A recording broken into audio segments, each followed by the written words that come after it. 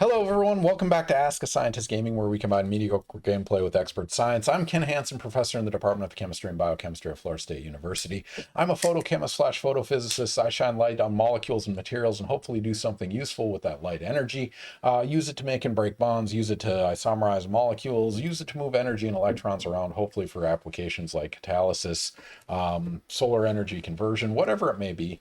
But more importantly, joining me today is Dr. Billy Oates. Billy, if you wouldn't mind introducing yourself. Man, it sounds like you've done that once or twice. It's about 121 times now. Mine is definitely not that polished, but rehearsed. You got a podcast though. You got to warm it up. Ken and I have known each other a few years. I've been at FSU almost 20 years. Mechanical. It used to be just mechanical engineering. Now it's mechanical and aerospace. We had a grad program a year or two ago. My background's mechanics of materials, primarily multifunctional materials that change their shape, from electricity, from magnetism. Also, Ken and I met each other from light. I study those materials to integrate them into a variety of mechanical engineering applications, like morphing aircraft control surfaces to avoid machines and hinges. We integrate these into solid state, morphing artificial muscle-like structures. We also can put them into robots, some energy harvesting applications, but things like piezoelectricity, if you've heard of that, magnetostrictive materials, other shape memory type materials, nickel titanium, and also azobenzene, putting in polymers and getting them to isomerize and change their shape. So that's mainly it for now, anyway. That's a lot. I like it. What do you typically teach? What's your go-to classes? Yeah, so it's ranged. I'll teach some undergrad classes in mechanics, so just understanding how deformation works, bending structures, stretching them, how the shape changes, what the stresses are when they break. I've taught a little bit more grad level classes, things like finite element, where we take PDEs and solve them in cases where it's complex geometry, in engineering, where you have a robotic system, an aerospace system. You want to understand how heat flows through it, stresses, et cetera, et cetera. So we use finite element as a way to solve those problems on computers. The other classes are, I'm teaching a class in the fall, network science. I'm excited about it. I haven't taught that in a couple years. I actually mentioned this to my students today. There's one paper I read I'm excited about. We may use it as a case study. Have you heard of this book called The Fundamental Laws of Human Stupidity? I have not. It sounds excellent. So I was searching to see if FSU had that, and I came across the actual scientific paper on this. The book's kind of, a funny thing, but some truth. There is some truth, yeah. So that's the one. So there was I think this is a fairly recent paper where they took that general idea and did a scientific analysis where they took a network or graph of nodes, and they had 4 different type people. One is intelligent, the 4 are intelligent. There's ones called bandits. There's ones that are unintelligent, and then there's stupid people. Basically, the intelligence ones are, you do things to try to gain for yourself, but you also gain for others. The unintelligent, they lose for themselves, others gain. The bandits is the opposite. So they're going to gain while everyone else loses. The stupid people are the ones to really watch out for, because they are not only going to lose themselves, but they're going to make it horrible for everyone else. So you can put these into a network and run these simulations. It turns out there's a percolation, about 40% stupidity, when everyone just loses. Oh, wow. So it doesn't matter if it's like a fully connected network, sparse, random network, whatever. It's pretty much the same. So that is amazing. I like it. Did you bring that up in class? Yeah, we may use it as a case study, because what happens, that's kind of a funny example, but in engineering, I teach this other class on uncertainty analysis, and if you avoid or neglect uncertainty, you're often going to get burned. So the paper is not just about stupid people, but sometimes smart people can be stupid sometimes too. That's awesome. Yeah, we try to make it fun, integrate some science and some sociology in there. I like it. All right, equally important, what game are we starting with? Uh, no, Tecmo Bowl works for me. Let's do it. You started with R.B.I. baseball last time, so I figured let's do Tecmo Bowl first. Give us a different screenshot. Okay. Network theory with human behavior, and they've observed this in like human populations. It was kind of a basic study. They didn't get into those examples, but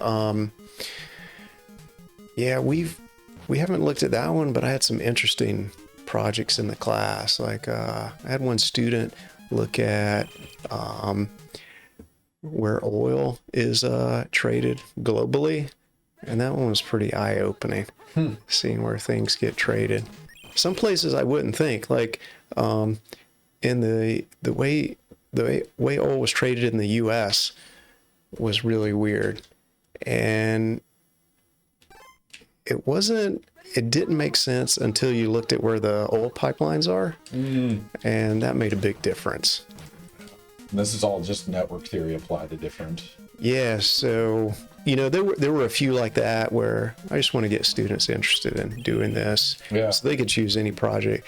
There were some on engineering applications. We were looking at like dislocations in metals. The students were looking at if you deform a metal solid, how all these dislocations form in this complex network, and you get fracture and all these sorts of things. So it's surprising that it comes up in so many different applications. That was tight. Yeah, that was. I thought that was going to be an INT. What was the Super Bowl, which it was like 4 or 5 years ago? When the interception. Yeah. I think that was Seattle, wasn't it? It was Seattle, wasn't it? It was Seattle versus Patriots, I think. That's right. Yeah. So, I grew up in Georgia, and so I'm a Falcons fan. Yeah. So I'm eternally being let down. Still remember that one year. Was it 25-3? They were up on the Patriots. And they lost. Oh, man. Story told to your grandkids. Yeah. They have won, though, haven't they? They've been to a Super Bowl twice, but I don't think they ever won it. Wow. Yeah. So I was born and raised in Minnesota, so I feel your pain. Okay. They've been to the Super Bowl 4 times and have never won it. Longest running droughts in NFL? I don't know if it's them, but let's look it up. Oh, I would guess the Bills. They seem to be Didn't they win? pretty sad. They went like 4 years in a row when we were younger. Like in the 90s. Yeah.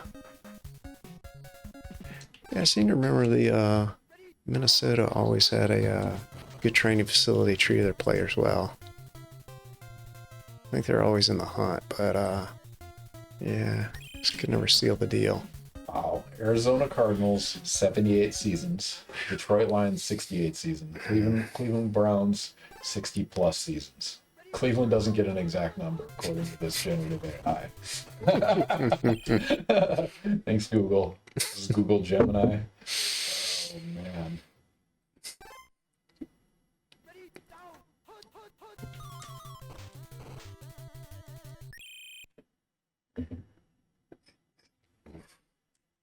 These are fun stats.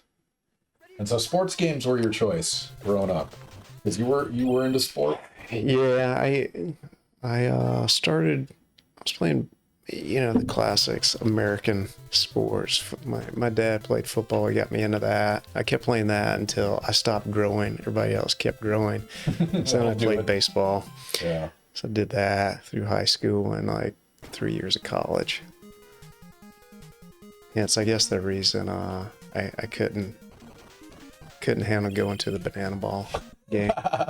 For those of you guys that don't know, Banana Ball, Savannah Bananas, and the league, it's up to 6 teams now. They decided to open their season in Tallahassee, Florida, which sounds kind of crazy until you recognize that, I mean, part of their gimmick is, selling out places they haven't been before. Yeah. So yeah. Doak Campbell Stadium is what? 70,000, something like that? Yeah, I think they sold it out at 67,000, what I read. Yeah. I was amazed. So they had 2 games at the baseball field and then one at the football stadium. And you would have been appalled. It was like there's one short fence and one really, really long Oh, fence. okay. That makes sense. That makes sense. So yeah, it's like 10 feet behind first base is a home run. I mean, it would have been interesting to see Doak with a baseball field on it. Yeah, it was fun. I should look up the video because we ended up, so we got really super back row cheap seats furthest away from everything, but they actually did a promo. So the guy that owns the Savannah Bananas, or the CEO of the league, the guy with the yellow suit and the yellow hat, he was right in front of us, and it was like, yeah, everyone cheer when I say go. So Okay. you can actually see it. Man, let me look that up. Oh. Did I get blocked? That was my fault. Literally. I blocked Billy's view. I apologize. Oh no. It's all good. I'm still up 10. I mean, you're tearing it up Is right it- now. It's a solid game. Yeah, lost. I mean, I think that was Marcus Allen, but I just remember growing up, Bo Jackson was the man. Oh man. And in this game, Bo Jackson is the man. You're doing Yeah, speed running or high scoring. yeah.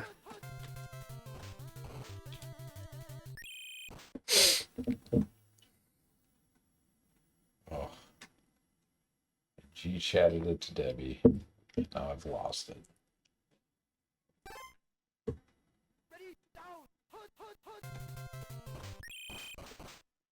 And when was that? It was the end of February. It was like Yeah, it wasn't February too long 28th ago, or something. right? Yeah.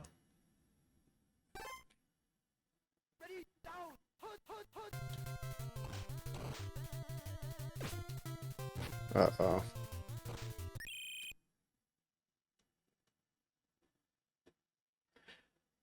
Oh, we're 4th and 1.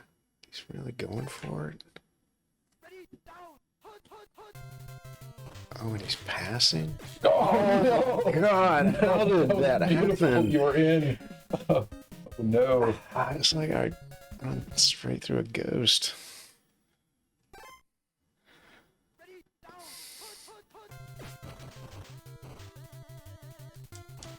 Oh, there we go. I found it. Hmm. I'm gonna download it. Yep. All right, I'll show you guys the banana ball promo. Hopefully we don't get a takedown notification for this, but let me pop it up.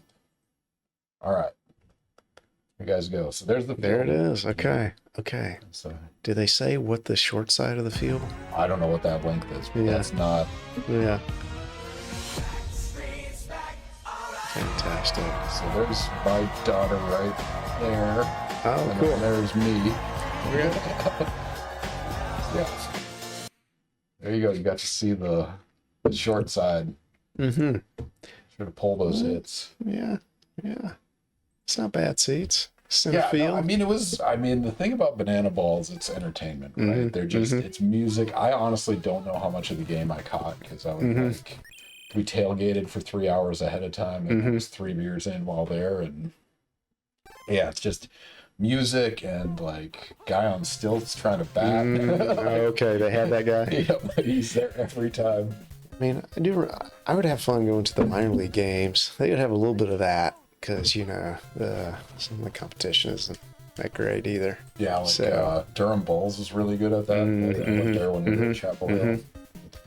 It's still serious, but I mean, the thing I like about banana ball is the pacing is intentionally quick, right? Like the pitch after pitch, it's not going to last more than 2 hours, period. You familiar with their overtime rules or their tiebreaker rules? Oh, so my youngest son, he didn't go to the banana balls, but he went to one of the lower card or whatever they call it games. And yeah, he was telling me they want to keep it 2 hours, right? Yep. So if the scoring's weird too. You win the inning, right? Yeah, it's like golf where you win the Yeah. hole. What is that called? Yeah, he told me, and I forget the name. Yeah. But I forget what the sudden death thing is. So they don't go extra innings. Well, they do extra innings, but it starts out, it's like 1-on-1, pitcher, catcher, one batter versus one fielder. Gosh, And it's it's a just, lot of inside part home runs yeah. easily. And they just, yeah. Man, They increase the number as it goes. Yeah. interesting. interesting. It's just fun. Mm-hmm. Kind of like hockey where they go 3-on-3 in the overtime. Uh-huh. Just fun. Speaking of sports, did you watch any of the Winter Olympics? You know, I missed the hockey game. I saw the highlights, which were insane. Yeah. How they won. Oh, they should have lost. They should have lost pretty bad. I mean, so lucky. goalie. So lucky. But it's cool that they won. What else did I watch? It's the only thing that's sticking out in my mind right now. I was really worried about Lindsey Vonn. I was like, oh, I cannot Jeez. watch Yeah. this. You know, I've never torn an ACL, but I know it's even if it's not, if you can handle the pain, I've heard just your knee is so unstable. Mm-hmm. Man, I didn't watch how it ended, but did not sound good. Yeah, I never had an ACL or like a MCL ACL tear, but I did have like a meniscus tear. And, Yeah. like when you lose that tightness, your leg just feels sloppy. It's like, just like it's a Yeah. mechanical shear forcing model right there. I mean, it seemed like they had some good controversy, like on Curling. yeah, that's what I was trying to think of. The current, was it Canada? Yeah, Team the Canada, cheaters, the push. the finger. Yeah, that was great. I guess the Swedes put in their own extra camera to pick up this finger. I respect. Let's keep them honest. It's the biggest stage in the world. Yeah, I mean, Well, what I found funny about that is that like the officials for curling are like at the end, on the other end of the ice, and it's just for if you cross the line, but that's digital. And so much of it is just nicety, right? Just like call the foul on yourself. yeah, It's such a gentleman's agreement strategy that, yeah. Canada took advantage like assholes. I didn't think that was a Canada way. You know, So, but not when it's- angry, I'm when it's- disappointed. When it comes down to, you know, goals on the line, anything goes. Was that game? What do you mean? It's that third. No, it's the half. Yeah. Okay. Oh, I see. We get the halftime show. Nintendo Image halftime show. That's pretty good graphics for when did this come out? It's like 84, mid- 85, something like that. okay. It was cutting edge versus the earlier football games. Man, I should, after this, remind me to pull up the original, earliest football game for NES. I mean, you played Atari, so you know what that I'm looks trying like. to. Oh yeah, they're like stick figures. I think from what I remember. This Like is like high dot? def. 10-yard fight is the one I'm going to bring up for you.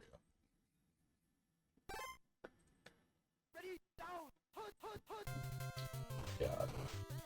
Yep, 10-yard fight. Remind me to bust that guy out after this one. Okay. All right.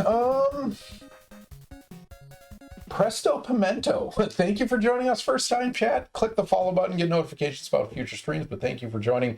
Thank you for the question. We're starting out with, what do you think about the subject of vertical takeoff airplanes? Yeah, explain- that is a good one. Explain some of the aerodynamics Yeah. and why we do horizontal. Yeah, so I'm not the expert on it, but I have friends I collaborate with on a few projects on that. I think they call it, there's an acronym, STOVL, short takeoff and vertical landing. At least that's the version of these vertical landing or vertical takeoff aircraft I've seen.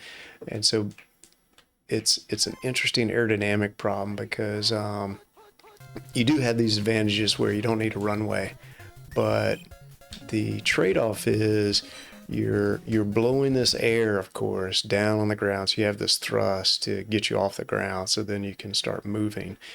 And obviously, when that air hits the ground, it's got to go somewhere. It's not going to keep going down. So it has nowhere to go but back up.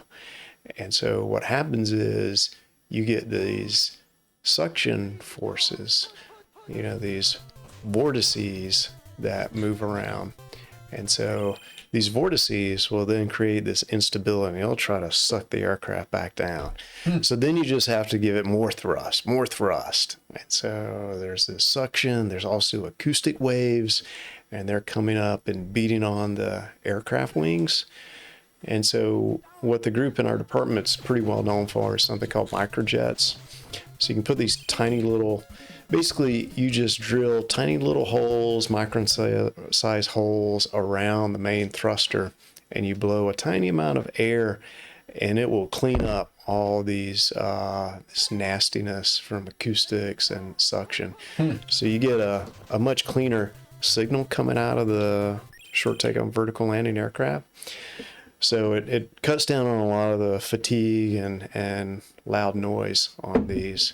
So it definitely helps, but it's a engineering challenge to get those operating. And the vertical takeoff, the goal is just not having a runway. It just gives you less space for taking off. Yeah, I don't know all the Air Force strategery around that, but yeah. You're not going to do it with a citizen plane anytime soon. No, I don't.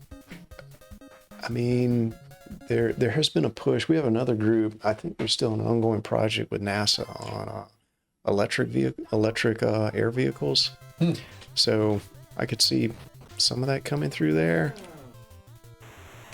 But you know, on the other side, you do have helicopters, and I'm not an aerodynamicist. I'm more of a mechanics person. My PhD was on fracture, and I call helicopters just big fatigue machines.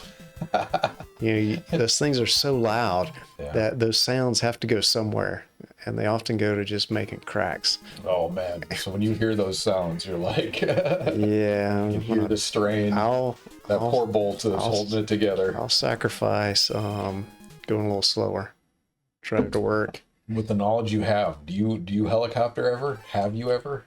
I've never ridden on a helicopter, and haven't had any big plans to. Yeah, I haven't either. It's one of those like, sure, you could go bungee jumping. Yeah, there's a risk. Yeah, I don't need that.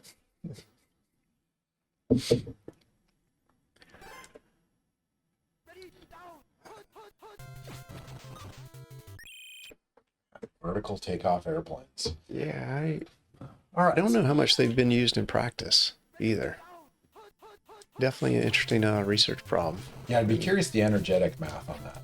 Yeah. Shmonite horse and buggy is the way to go. Yeah. Fight me. Yeah. I mean, I guess if you're in tight space, you got some advantages. But I don't know about weight on those too. They're probably heavier vehicles.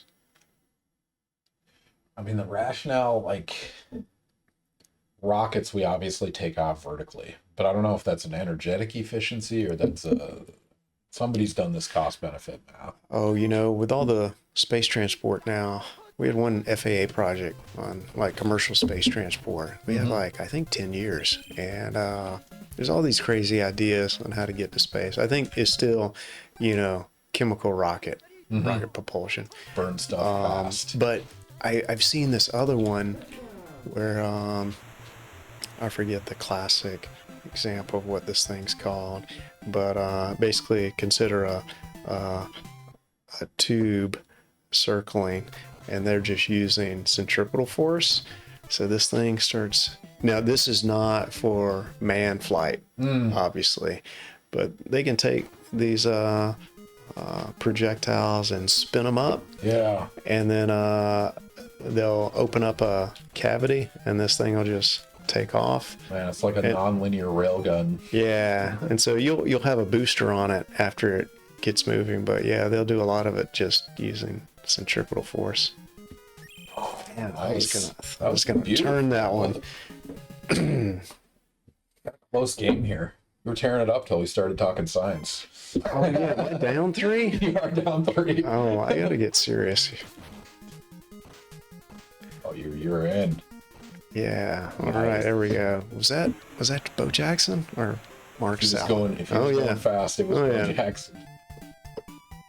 Man, fun fact, so I speedrun this game where it's like you try to win the game as quick as you can. So you only score 3 points. The rest of the time you run around trying to kill clock. Okay. And I look at the leaderboard of speedrunning this game, and they all play the Japanese version instead of the American version. Okay. I don't know the reason behind it. It might be like the text scrolling on the screen. It's less text and it goes faster and it saves you time, or the actual gameplay is different. I don't actually know. But either way, the strategy is Bo Jackson, run around, kill clock. Yeah. Yeah. Classic. Horse and buggy is the way to go. Fun factoid I read recently, I didn't double check it, that an actual horse, the amount of horsepower an actual average horse makes is like 1.4 horsepower. Interesting. So the unit doesn't even translate. Yeah, it sounds like that. You know, the classic SNL skit on units. Have you seen this one? Yes, So good. George Washington. So good. Oh my God. How much horsepower does a horse have? A single horse can produce a peak output of up to 15 horsepower during a short burst or sprint. Okay. Longer, it's closer to 1. Oh, that's fun. Humans can briefly produce about 1.2 to 2.5 horsepower. I'm not... So I have a stationary bike in the big room now because I can't rely on biking to and from work with like the rain and the pollen and all that. Yeah.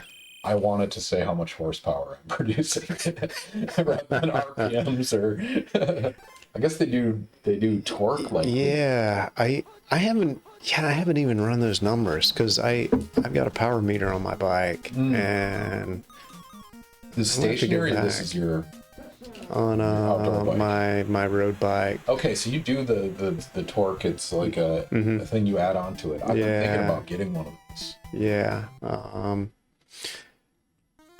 And yeah, I'll mount it up on my trainer sometimes, like in the winter, and just keep track of it. But yeah, I haven't looked at horsepower. And I used to take mine. Right?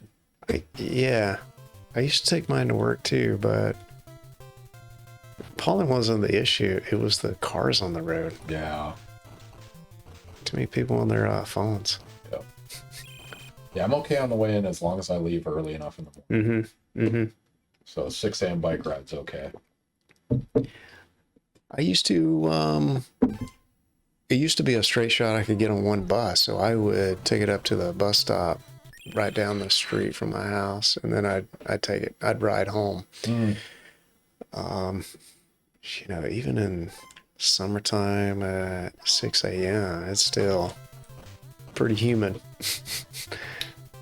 Yeah, that's true. On the way in, I have to rely on my gym membership to go shower.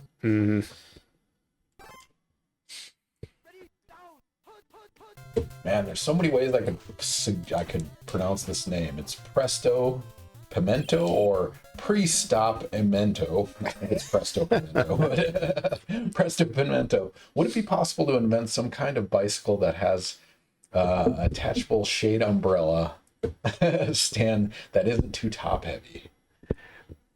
You want? Oh, I see. I'm looking at the bottom of the first one. Possibly. Umbrella stand on top. I don't think it's the weight that kills you. Yeah. The wind resistance. Yeah. I mean, yeah, you put that on the top. That's basically an airfoil. So it could become an interesting problem if you want to if you get enough going. Just take flight. Just a little bit of flight. No, I thought I was mixing up the two questions together because I was thinking of, you know, there's this competition between universities on human-powered helicopter.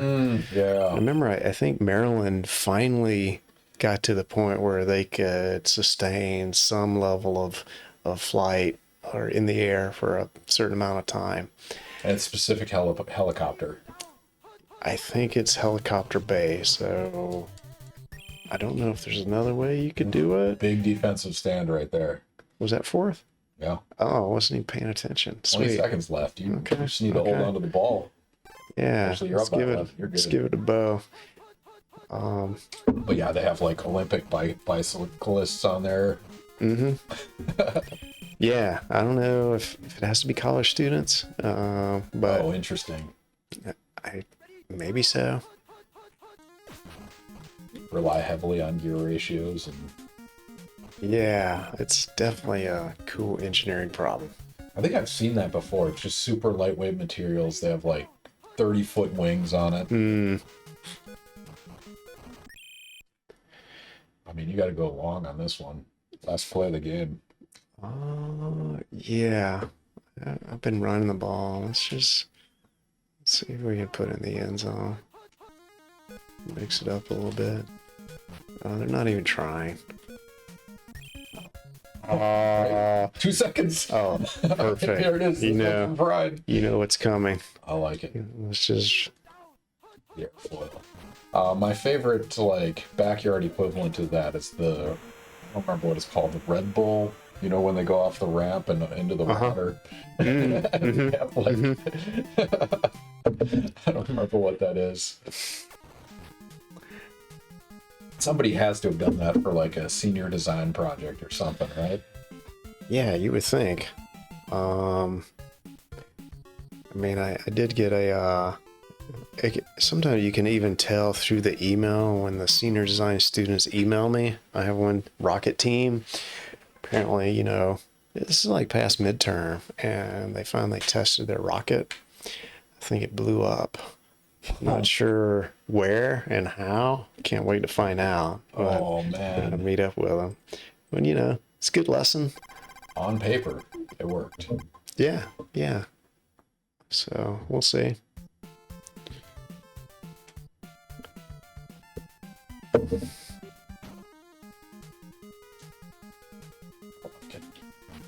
All right, so is this the second game you're playing at season? Yeah, man, I'm just pushing buttons. They get progressively harder. Oh, really? Yeah, the difficulty goes up. The AI is a little more responsive. They run Okay. faster. Okay. So this should be a challenge, but we're excited. Let's do it. Yeah, you know, just give it to the man. Oh, Presto Pimento wants to know, what do you think about the movie I, Robot that had vehicles that use rollerballs instead of wheels? That's and fun. I know the movie you're talking about. I haven't seen it, but I guess this gives you more degrees of freedom, so it's There have been easier to concept cars navigate. that do that, right? Has it really? Like people have made some of these super easy to Oh, parallel park. oh yeah, yeah, yeah. I mean, I guess some vehicles have. I mean, the simple case is four-wheel steering, right? So that definitely helps. I would wonder about trade-offs with traction. Yeah. I guess if it's Oh, a sphere, you're just gonna have ideally not exactly a point load, but not quite as much traction.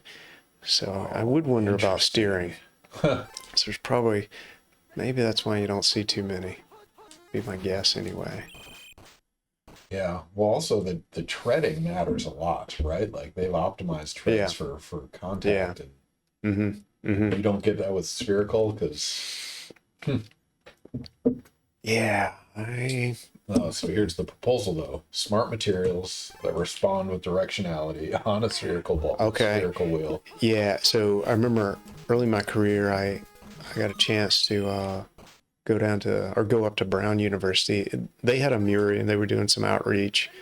I was working with those folks, and they had one group that was looking at this concept of gecko feet. And so there's some really good mechanicians there that were looking at those things. And turns out there's two ways you can do this. If you've looked at these ghetto feet, you know, a while back, a lot of people were looking at this, and you know, they have, I think it's called SETI. These like tiny little strands that come off the feet. Yeah. Basically, what that it's like an onside kick. You got this. Basically, what that does is creates this anisotropy. So the stiffness is very different directions. Because, you know, gecko feet, they can stick really well, but they can also pick their feet up and move, right? They don't rip their arms off. And so it turns out the adhesion is really strong in one direction or a certain range of directions, but in another direction, you can peel it off really easy.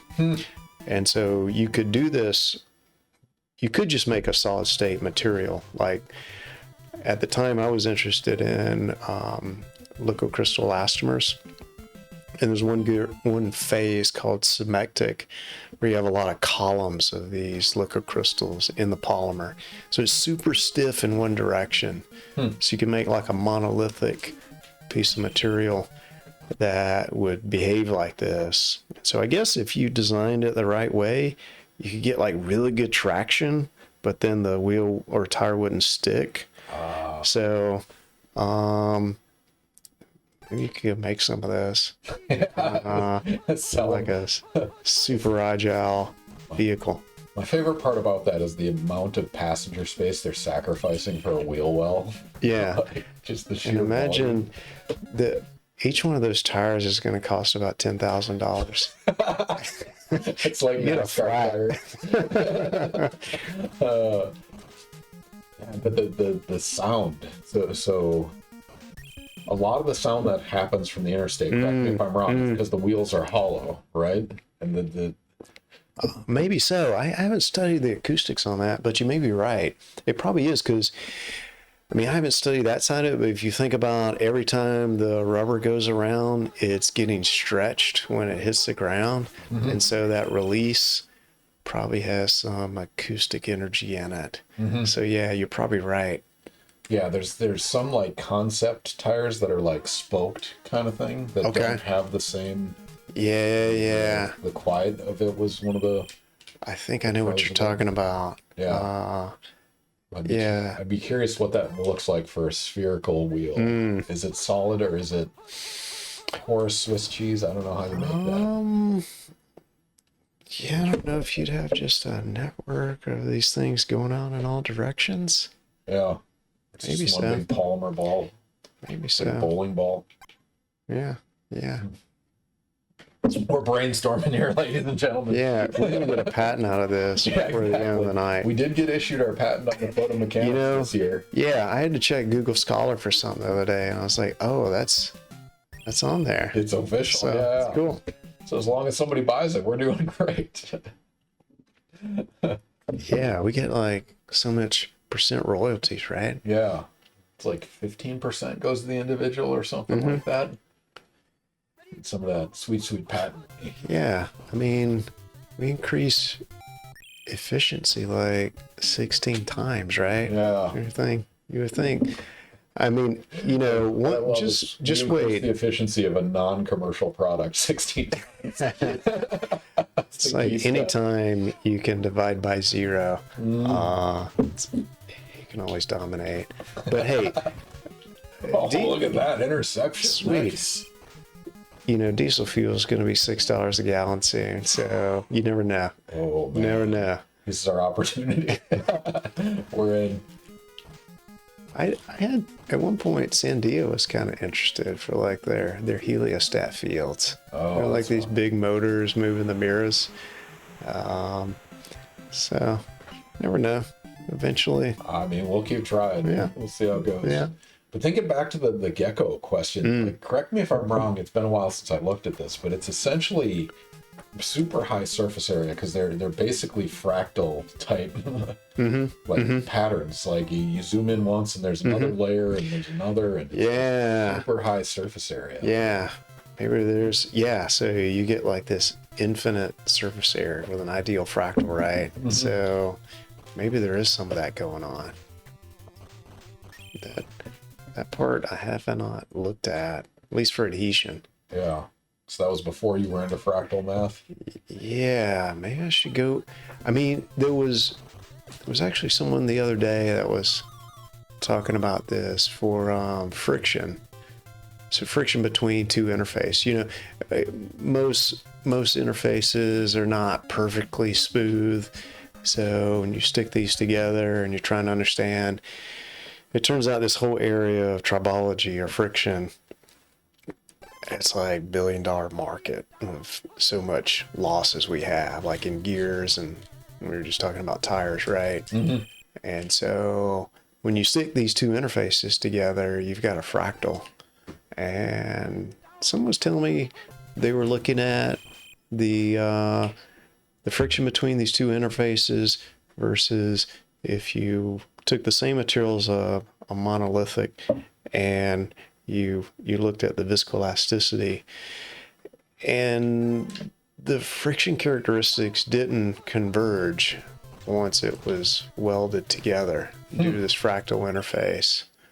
And so there are some interesting things if you just map things to a fractal domain, with losses and such, just because of that weird scaling. That's, you can get pseudo infinite areas, right? Yeah. There's a lot of places where he can escape to.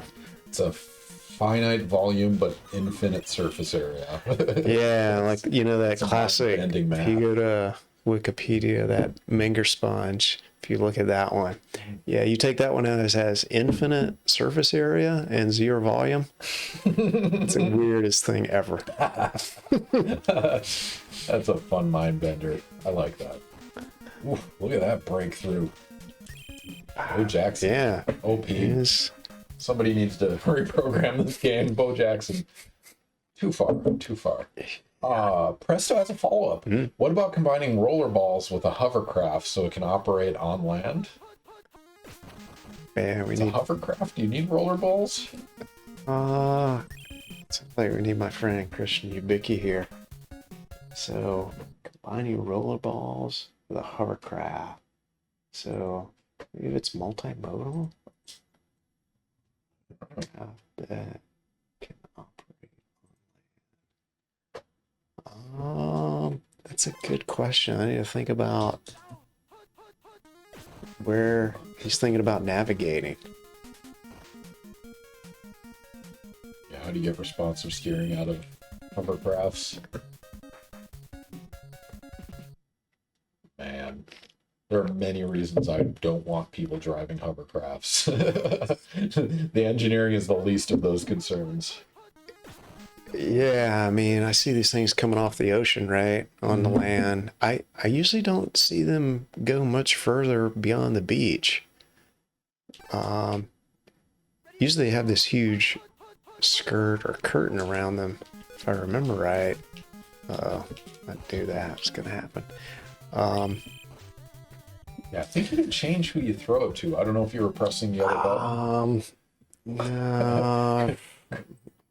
Oh man, this is a great follow-up. Do you know what a Zorb is? Zorb? I didn't know what a Zorb is, but now I do. How do I spell this?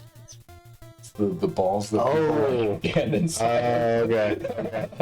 What's a Zorb? Okay. I didn't know the name was a Zorb. Thank you for bringing that to my vernacular. A Zorb. Man, if you guys haven't seen this before, there we go. That's what a Zorb is. Is this like off American Gladiators? Yeah, exactly. Well, in this case, it's a little bit bouncy. Apparently, you can buy these, and there's terrible. Sorry to be a downer, but there was a video that was circulating at some point of they had this on like the side of a mountain where people would ride this as a amusement ride, and they just went off track. And they did not survive that ride down the mountain. So, yes, we're happy to talk about Zorbs. I don't know if I want to ride in one, though. Yeah, speak about controllability. Yeah. A sphere is not. Yeah, a little momentum going, man. Hard to put on the brakes. Yeah. Zorb. Thank you, Presto. Yeah, that one was not in my vernacular. Zorb is. They look popular, though. Yeah. Plenty out there. Name. But you're right. The American Gladiator style combat. Yeah, that's yeah, I could definitely see that on the what is the green by the library, FSU campus. Oh, I see them have. Is that Landis? No. Yeah, Landis Green, is that? Is that the name of it? I've been over we that should way. know this. We've been here decades and we never go there. I could see them having some friendly competition with a few of those out there, like a Zorb Gladiator contest. Yeah. How did that not get hip? You know, So I don't think I unrealistic. can sack the quarterback. I don't know. For real? Is it a magic button I have to push? I never tried. I always played defense on this. Or not. Well, you're playing defense, but I always played. Yeah, not sack the quarterback. Yeah. Never tried to commit. So you haven't been able to grab him. They're just No. Yeah, I've gone through him twice now. so unrealistic. All right. So we kind of skipped through. We were 45 minutes in, which is crazy. 2 games in, gosh, 45 really? minutes through. Yeah, time flies when we're having fun. Man. Already hammering through drinks. It's fine. It'll be fine this time. No meetings with deans tomorrow. That's right. It'll be Yeah, okay. it's all good. But we usually start the stream with a question, and it's been 4 years since you've been on, where we're happy to have you back on. But most people have some perception that we had a plan from the day we were born. We were destined to be professors, and that is rarely the case. And so presumably 6-year-old Billy did not envision himself playing Tecmo Bowl, talking about mechanical engineering and aerospace engineering. What was the journey? What were the milestones? How'd you narrow your focus to what is a relatively niche area that you are one of the world's foremost experts in? Yeah, you know, it's funny. Just a few months ago, I had an opportunity to give a invited talk at this Gordon conference, and one of the slides I had was a picture of Foghorn Leghorn, and you remember his nephew, some little boy Boo, I think. I do not remember the So yeah, the nephew was a brainiac. So there would be cases where Foghorn Leghorn would have just play some hide and go seek, and he'd go hide some object in, like, bury it in the dirt somewhere, and then little boy Boo would then go and just get up on the chalkboard and derive these crazy equations, and then he'd go dig up whatever he hid in some random other place and be there. It's like, man, I want to be this guy. This is like insane. I can just do this math, and it really happens. You can just wield nature with a chalkboard. For those of you not familiar, here it is. So yeah, there's Foghorn, and the little guy, the glasses. Yeah, Nice that's stuff. him. That was your inspiration. Yeah, well, it started there, and then my dad was a diesel mechanic his whole life, so, you know, not only at work, but we had, like, you know, we weren't like super rich by any means, so he was always working on vehicles at our house, and I was always out there asking. He's like, why are you always working on this? Why did this break? Why are you using this to fix this? And fortunately, he was pretty patient.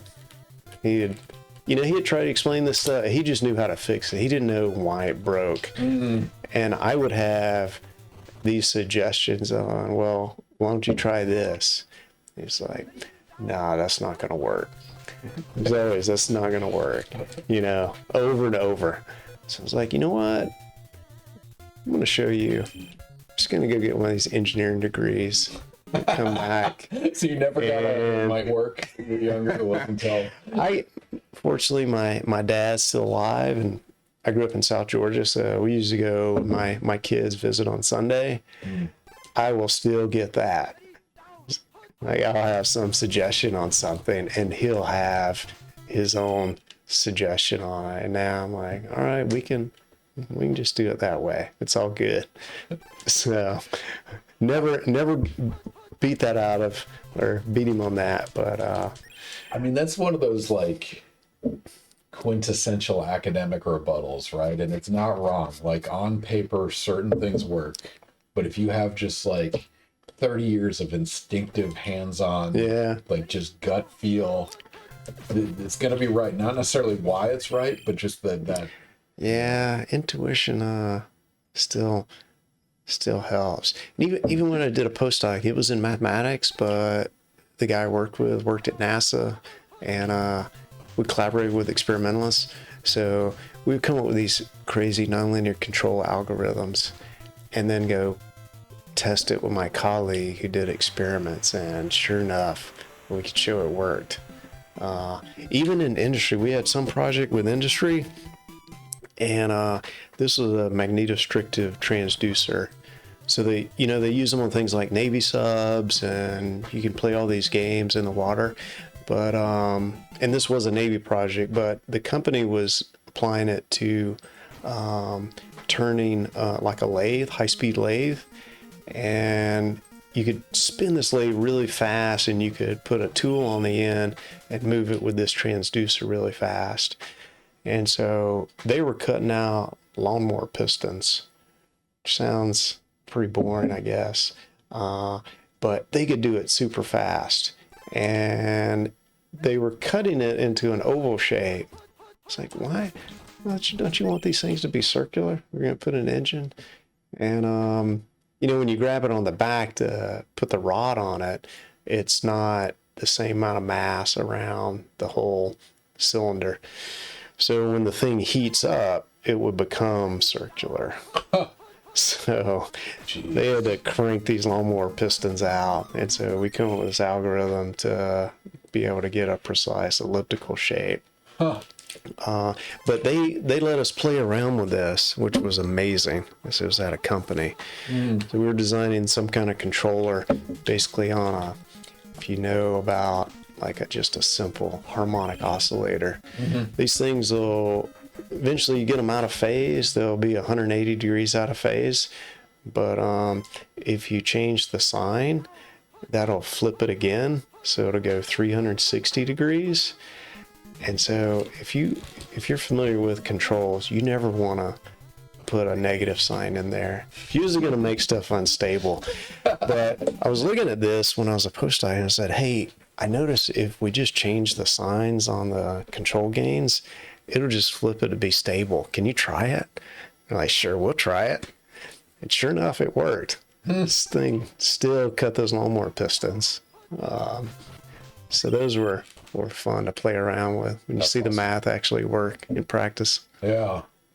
Well, that's fun that you're close enough to an applied domain that you get to see real-time outcomes of something you intervene with. That's awesome. Yeah. Nope, they will not let you say. Yeah, man, it's just ridiculous. Sanders. Ricky Sanders is so unrealistic. Anyway, so your dad, working with cars, with parts, that inspired you down the mechanical world. But you started out as a mathematician in academia, is that right? Yeah, I went 3 years small school. Had a chance to play baseball there. It was in Georgia. They had this thing. You could get a dual degree, one in math, and then I transferred to Georgia Tech to get the engineering degree. The funny thing was, this will date me, but this is definitely pre-internet.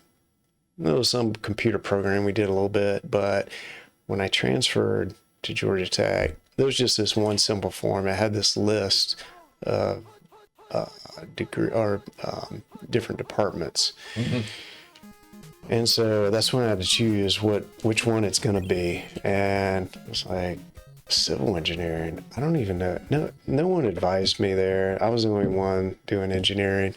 It's like, what is civil engineering? I don't even know what that means. You're very diplomatic in your exchanges. It's clearly it. And I was tight. And then, of course, chemical engineering, I did thermodynamics. I like physical chemistry, but I can't memorize all that other stuff. So that was out. Electrical engineering, if I can't see stuff, that's a problem. So yeah, so my dad was a decent mechanic. So I guess mechanical's the way to go. Yeah. So that's how it started. So you checked the box. Checked the box, and then had a career. Ended up, The funny thing was with multifunctional materials, I ended up having to learn a lot of electromagnetics. Yeah. At least that was later. Chemistry. That's true. Yeah. Yeah. So. Full circle. Yeah. Yeah. If you could go back and you had to try one of the other ones, which one would you do? I mean, these days, with AI, I guess it'd have to be computer science right now. But I don't know. I don't know if how long that'll last. I kind of like being able to have something I can put my hands on. But you do a fair share of programming. Yeah. So I don't think I would change. I mean, with mechanical engineering, you can do so many different things. I think last time I was here, I was talking a little bit about even quantum computing. So, if you learn the fundamentals, you can do all sorts of stuff. All right. So you took a loss on that one. Are you ready for 10-yard fight? Yeah, let's do it. We're going back a little further. 1985. This one doesn't quite have the nuance. So you can do high school, Those are the college. difficulties. What skill level do you feel you're Oh, I on? see. Okay, let's. Started high school. Yeah, get all the way up to Super Bowl, huh? Matt Okay. isn't a Robert. Or are you a huge Lego guy? I had some Legos. Legos when we were kids were much less elaborate than they are now.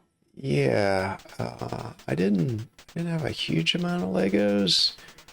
I had I think I had like a train set, and I had those electric tracks so you can put the little cars on. Yeah, the like dual little rail. needle. Yeah. Yep. I play around with that quite a bit. I'd set that up. My parents' kitchen table. Man, this is like. Am I actually moving? You are. Oh, I see now. Okay. So yeah, my kids are. We have a ton of Legos at our house. My kids are in that. Do you play with them though? I never played with them that much. I seem to have. Maybe we had like some knockoff Legos. I seem to remember having some stuff that I would build. Yeah. But we had Constructs. I don't know if you remember those. Like they I were vaguely remember that the name. early version of, I guess now it's Connects, where you have like joint. Oh yeah. And you clip them together. Yeah. I mean, when I was growing up, it was mainly we were outside quite a bit. Yeah. Like a sand pit or just out on the bike with my neighbor friends or playing sports. Oh yeah, the late Gen X. Yeah, mom would Latchkey say, kids. yeah, just be home Yep. before dark. And just go on your bike and go through the woods and who knows Yeah. what else. No, I trust you to cross the interstate with your bike. It's fine. Wasn't much interstate, but like snakes and all Yeah. sorts of other stuff we get into. Yeah, I do love the daughters have a whole bunch of Legos now. Uh-huh. Just I love those things. Yeah. Something really sad. Have you seen these 3-in-1 Lego sets? Where they take a standard set of blocks and you can make like 3 different things, like it's a bunny and a deer. Oh, yeah? And it's like, well, for my kids, you get 3 toys for the price of 1 Yeah. kind of thing. But also just the ingenuity of the Lego engineers is just astounding. Yeah, I've never seen a bad Lego. That's what amazes me the most. Well, speaking of engineering, the like precision with which they generate those is astounding. Yeah, quality control. I'd love to tour one of their facilities to see how they do that. No depth perception on that ball. It's just straight. I didn't even know I was kicking it. So I remember like they won't let me move, so I must be kicking it. How are you feeling about 10-yard fight? Okay, am I? Your defense. I'm defense. Yeah. Okay. It's an interesting formation. It's the wedge, the square. It's just like.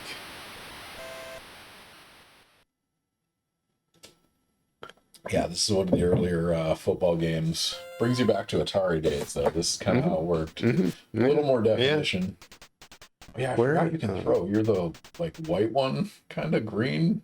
Yeah. It's like slow motion, man. Oh, that's fun. All right, so you check the box for mechanical engineering, and then grad school was the plan all along. You stumbled upon it. No, I mean, I got that's a really interesting thing. You know, you get from this small school where I studied hard, but it was like a breeze, right? Yeah. And so you get to Georgia Tech, and just as an undergrad, it was like going from like the lazy river ride to like the steep drop off slide with like waterboarding. And it was like super high speed. So it took some adjustment there. You know, I did fine, but I was like, man, I am so exhausted from this. I'm gonna go get a job. So I worked for a year in automotive. I think I didn't want to go back to grad school, but yeah, I wanted to get a little bit of experience.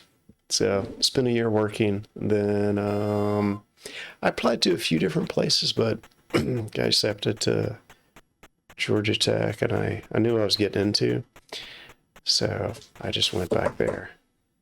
And I was just going to get a master's. I thought, I'm not smart enough to get a PhD. And I was getting the master's around 1999. And then I'm trying to remember which bubble we had. Maybe it was a .com bubble. Yeah. Burst. Right. And so I was enjoying what I was doing. My advisor asked me to stick around for a PhD. So that's how it happened. So thanks to the .com. It's the main thing. Stuck around and got a PhD. Glad I did. Peaked on Friday, March 10th, 2000. They have a specific 2000. date of the bubble. Yeah. Start date 1995, end date 2001. Yeah, crazy times. I'm curious how they pick a peak on a bubble. That's amazing. Yeah.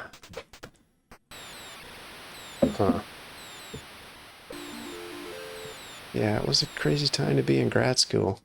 It's just that, and then I still remember I was TAing a experimental lab course when the Twin Towers went down. Oh, man. And you couldn't even get on CNN on the website. It was like, just totally down. So it was wild. I was in undergrad. I was actually doing a human dissection course. So when I was still pre-med, I did a anatomy course where we actually dissected a cadaver, and I remember that distinctly. So it was like the prep for the course is what I was involved with. But yeah. So started pre-med, huh? Yeah. I started athletic training, same reason sports, right? I got paid a bunch and I had a lot of experience. Then I did exercise science, like diving a little deeper, talking about, vasodilation and why you respond the way you do. And then biomedical science, because I was studying physical therapy. And then I fell in love with chemistry at organic chemistry. Okay. So yeah, took a bit of a journey. Yeah. Sports was everything back then. For sure. So I did track as an undergrad. Oh, okay. Yeah. Okay. What was your specialty? I was a high jumper. Interesting. That was my go-to. Yeah. My personal best is 2 meters. Which is for the American Freedom Units, 6'6" 3/4 inches. Okay. I could go over my height, but I wasn't tall enough to be really competitive in that area, which is kind of crazy. But so it goes. Yeah, so that's kind of good to, get a little bit of different perspective. Appreciate chemistry. Yeah. Doing this from a few different angles. Yeah. Learned I don't like the biological of like shapes rather than like specific atoms. Yeah. If you open up a biology textbook, typically there's going to be a round thing and a square thing, and somehow the round interacts with the square, and the details are a little nebulous. But chemistry, you actually got to add like atoms to it, and very specific. Why it is the way it is. Yeah. Yeah, I think that makes it a little easier if you had just a few basic rules to follow. Yeah, it was one of those things like you talked about electricity, you can't see it, it's an abstraction. For me, I always had a difficult time with not being able to envision things in my head, which is why I struggled with like mathematics in applied ways, because it's at some point you lose a tangible vision of what it is. Yeah. And so how do you cope with that? Because you do all ends of the spectrum. I mean, I think I got my best experience of that when I was going through PhD qualifiers. It was like 4 hours a day for 4 or 5 months, just thinking conceptually about, why do these stresses behave the way they do? How do I get intuition on a certain type of boundary condition, or or problem. When you invoke a triple integral to solve something, like what is that? Yeah. What does that mean? I guess to some degree, if you just get enough reps in, you start seeing patterns form. Yeah. And so you get kind of a intuition when you see these different problems. So it's not necessarily a physical abstraction. It's more of a feeling it. Yeah, you can kind of feel which way these fields are going to go, how they're going to diffuse. I think it's just putting in enough reps to you start seeing these patterns form. That's fun. Then you have these people that like feel numbers or or things like that, or like come through to them like see colors. smells or whatever. Yeah, exactly. Yeah, there's a name for that. Is that synesthesia or something like that? Yeah, some I type think of that's the musical sensory. one.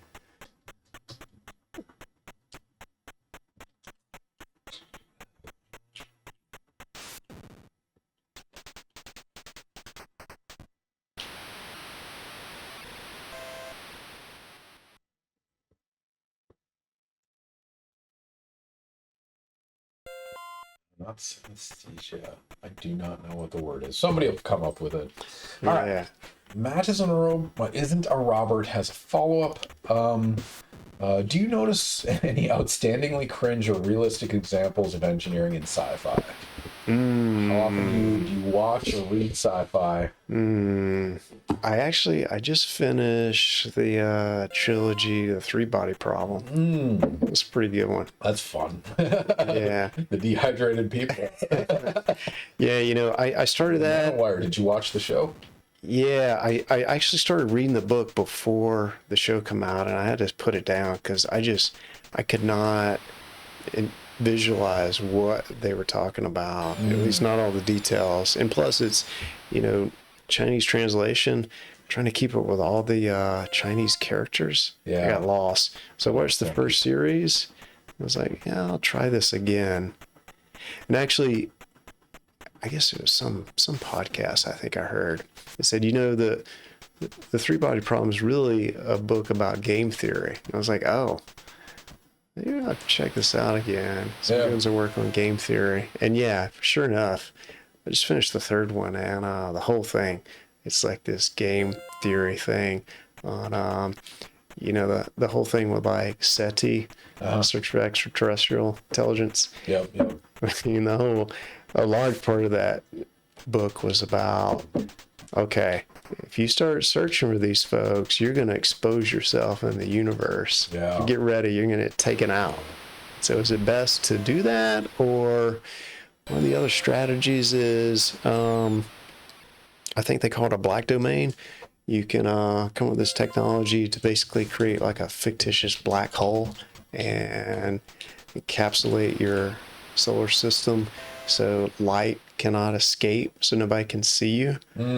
But then you're kind of, you're just, all the physics is, you're pretty much screwed to what you can do with technology. Computers slow down and you're in trouble.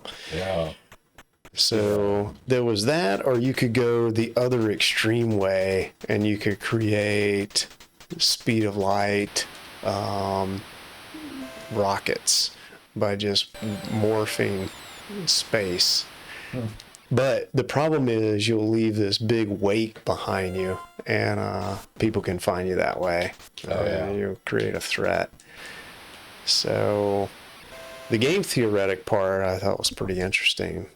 You're pushing limits on engineering for me in terms of space and technology, but I mean, that one, you just have to throw that out the window. So the big ones for the engineering aspect were the nano threads. Oh, yeah. Cut through. Yeah, that's right. I forgot about that. Yeah, so they have those nano threads, and just like... It was like diamond wire. Yeah, it was like invisible wire, and it would just perfectly fillet a human being. That one episode was pretty graphic. It's like, whoa, they really, before that was pretty tame. Yeah. And all of a sudden it was like, whoa, this is insane. So yeah, that's definitely and that an reminded example. me of, there was a movie, It was in the 90s where it opened with like a wire and a ship and the entire ship. Do you know what I'm talking about? Oh, God. not. It's like Ghost Ship or something. I mean, I remember that from a Three Body Problem, but this is a Somebody one had to before have seen that. this. I'm not making up. There we go. Matt isn't a Robert remembers. Ghost Ship. Oh, is this 2002 horror with movie. I vaguely remember, or maybe I'm thinking about a different one.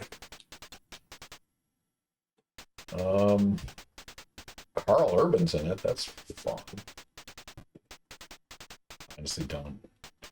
Emily Browning played the young girl, Desmond Harrington. But yeah, that had an opening scene that was just like that. It's like too much tension in a wire. And then it let loose, and there was an entire ballroom of people just exactly as you described. Just how strong would a material have to be to actually do that? This reminds me, I think I saw this I'll check Facebook every once in a while for neighborhood stuff. And I hope this was just someone joking around, but I'll take my bike out on south of here down toward I don't know what call it, but there's another trail that I'll take south of here. St. Mark's Trail? Yeah, St. Mark's Trail. So I was seeing that they were putting up like fishing line across that St. Mark's. Yeah. They're just taking out somebody on their bike. I was like, I hope this is like some urban legend. So I started thinking about Three Body Problem. Yeah. It's like, okay, I usually strength that would have to be to take out a biker. Yeah, but I mean, if you put it at the right height, yeah, it's not going to be catch fun. Someone off guard. Yeah. Yeah. Oof. So it's like, yeah, I usually try to get my bike ride in early in the morning, but I should let a few others clear the trail. Let the rollerblader go first. You're a little slower. The walkers. Yeah. Well, you've done the 16-mile St. Mark's? Yeah, I did a few half Ironman a while back, and so I would do that one often. So yeah, it's pretty. It's kind of straight, but I kind of like it. Yeah. I did that with she was 8 years old at the time, biking it. Uh-huh. And she just committed. Oh, cool. It's very like smooth and it's flat, not many hills. Mm-hmm. If you guys are in Tallahassee and interested in a nice chill bike ride, St. Mark's is pretty nice. Mm-hmm. You end at the Gulf, which is kind of fun. Mm-hmm. Man, we really didn't need to play a whole game, but you're committed. I mean, right? Yeah, am I winning? Is it 20? Yeah, I think you're winning 20. Yeah, you're fantastic. You're one. I'm assuming C is computer. But yeah, okay. So the other one that showed up, we'll say in the show, we don't want to reveal anything of the later books, was the accelerating with the solar sail. Yeah. Oh yeah. So talk about timing on a system. Yeah, that I cannot imagine that ever happening. It turns out it didn't happen there. So at least they got that part right. Yeah. But even getting to that level, just the sophistication, the sequencing, and the time delay with communication and control. Yeah, I couldn't imagine that going anywhere. I mean, I was watching a documentary on the Webb telescope, and then one of the big things in engineering and implementing any of these complexes, number of points of failure. Right, like how many ways can it go wrong? Yeah. Try to minimize that with redundancies, but at some point, there's that one bolt. So many uncertainties. Something's gonna give. And so, do you guys do these types of systems level analyses? I mean, most of it's what we call 6-1 research, so it's pretty fundamental. So I think that's it depends on the area. Like for me, not that much. But if you talk to some of my friends in robotics, they got to put together motors, structures, do all the wiring. They got to get the control. They got to get these robots up and walking. And so in those cases, yeah, you got to do some more of that. Like, it's a whole nother level though to get these things repeatable over time. So it's usually saying, okay, this is possible. We've recorded it, we've shown under these conditions that may be almost perfect conditions. In some cases it works. All right. But it's another thing in the real world. We don't have to subject you to another game. Okay. I'm glad you played it. You got your win. It's exciting. You're well on the way to the Super Bowl. Let's dive into some baseball. Something near and dear to your heart. What position did you play? I pitched. Does your arm have any long-term repercussions from that? Yeah, it took a while. But I think my third year I got some tendonitis in the elbow. The funny thing, usually when I was after a game I pitched, if I started, my back would be sort of like all through my lats. And like my third year, man, it was so asymmetric. Like my back was like the muscles were all built up on one side. So that part was kind of crazy, but yeah, some tendonitis in the elbow. It took like a year to recover from that. So But can't complain. Nothing long term. No, I think the nearest call was we were playing Valdosta State, and they had some pretty good hitters.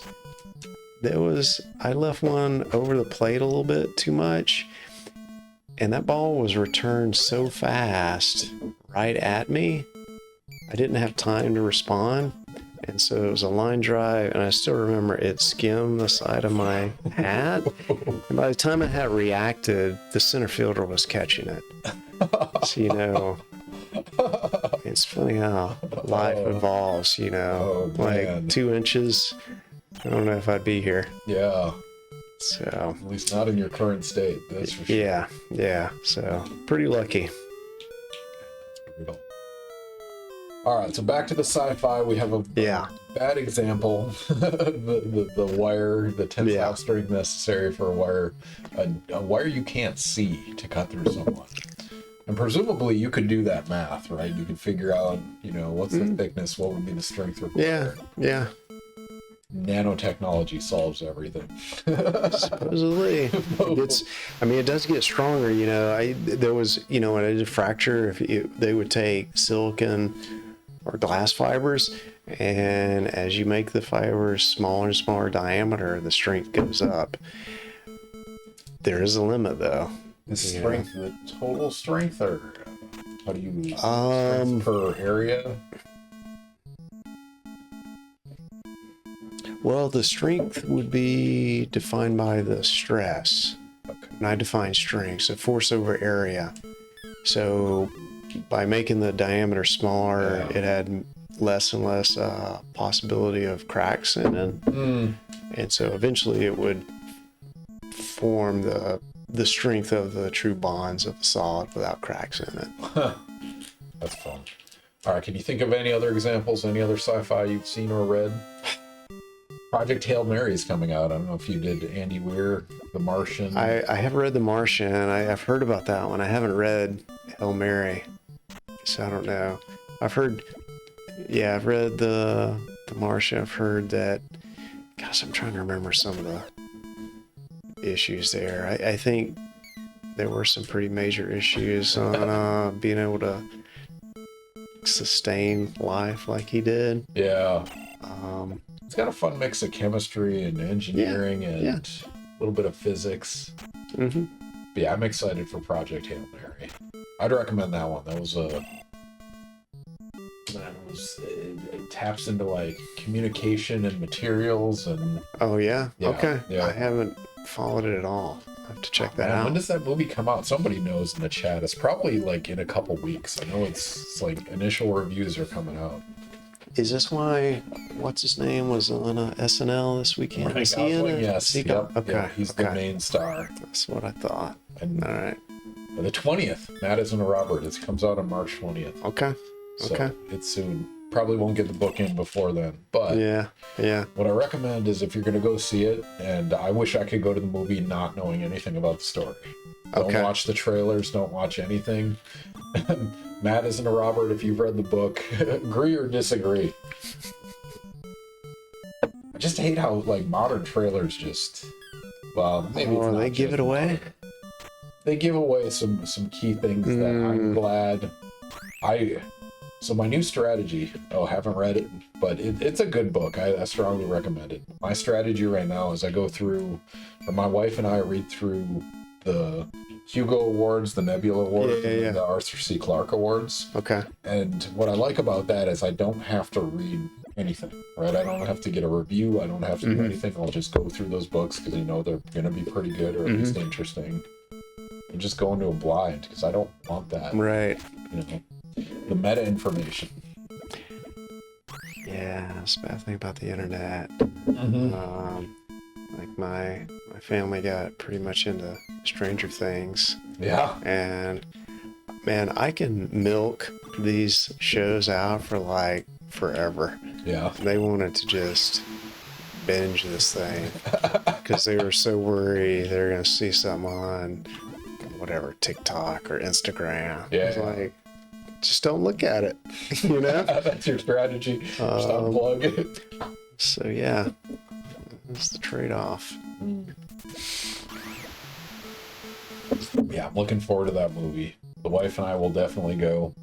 Probably not opening night because that's not really a thing anymore. But so you think it'll be quite similar to the book?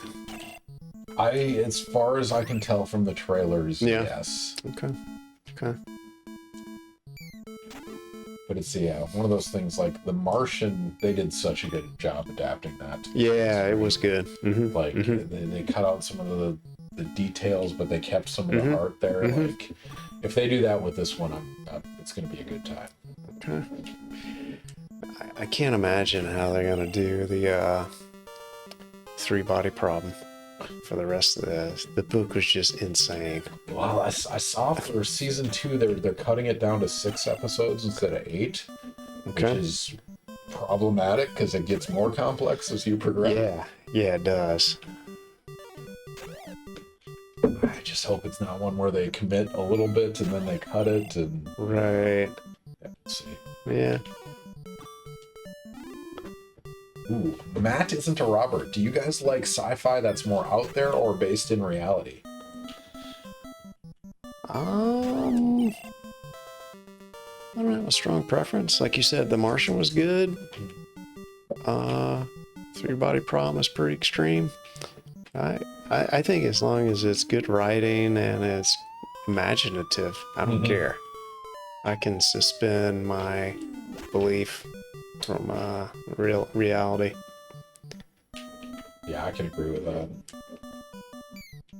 Like I've read a few recently. What is it? My favorite author, sci-fi, is Werner Vinge. Have you heard of this guy? I have not.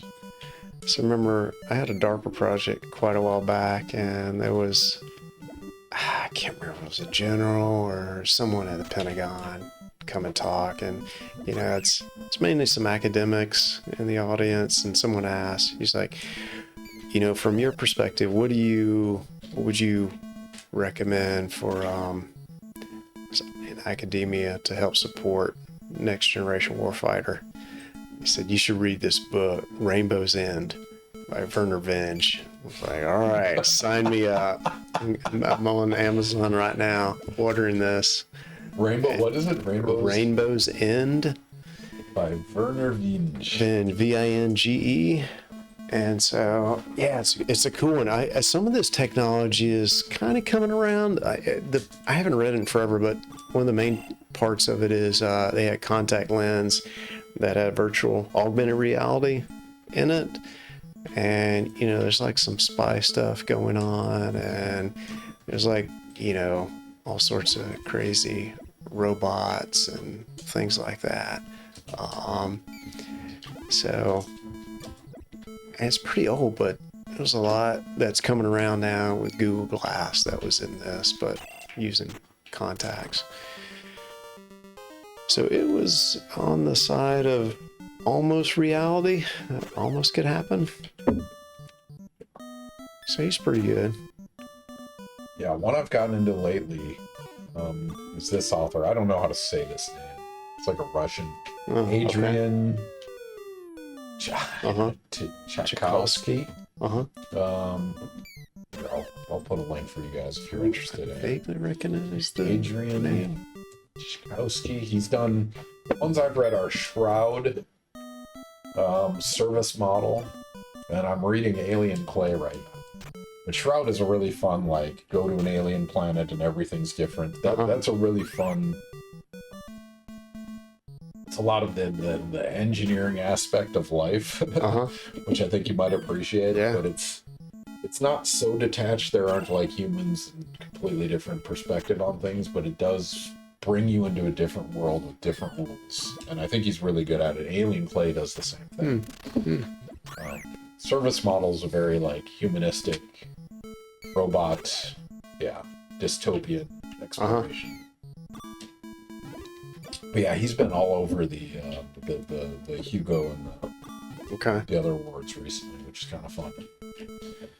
So yeah, Mattis and Robert, getting back to your original question, it sounds like we're both into a whole bunch of whatever, as long as it's entertaining and fun to read. And man, I have found myself just not being able to read news at this point.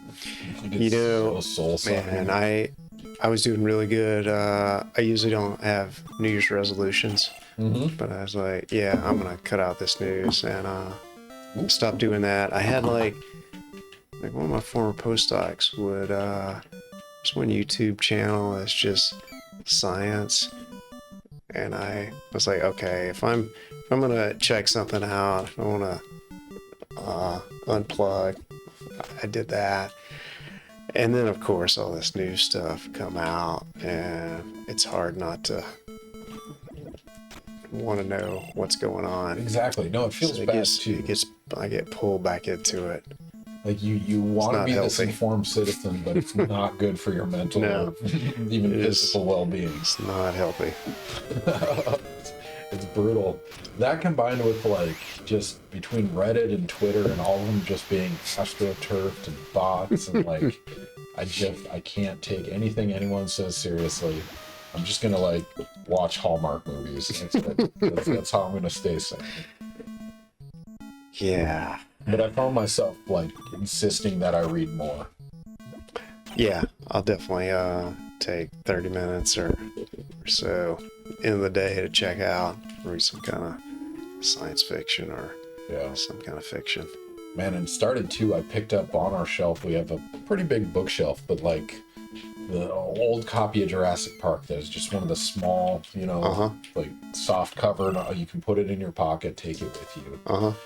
There aren't a lot of those anymore. Yeah. You can just carry around, but like take the daughters to gymnastics, read instead of browsing, doom scrolling. Yeah, I feel like I'm still at least from the old school where I can just put it on my phone, on my Kindle, and I won't have any desire to switch over to check social media. So I'll put a lot of them on my phone, and I can take it on plane flights or whatever. So I haven't tried reading on my phone. Do you have a reader on there and you just adjust the size? I'll just use the Kindle app. Usually read it on that. I mean, I still like hard paper-based books, but I don't have a problem using my Kindle.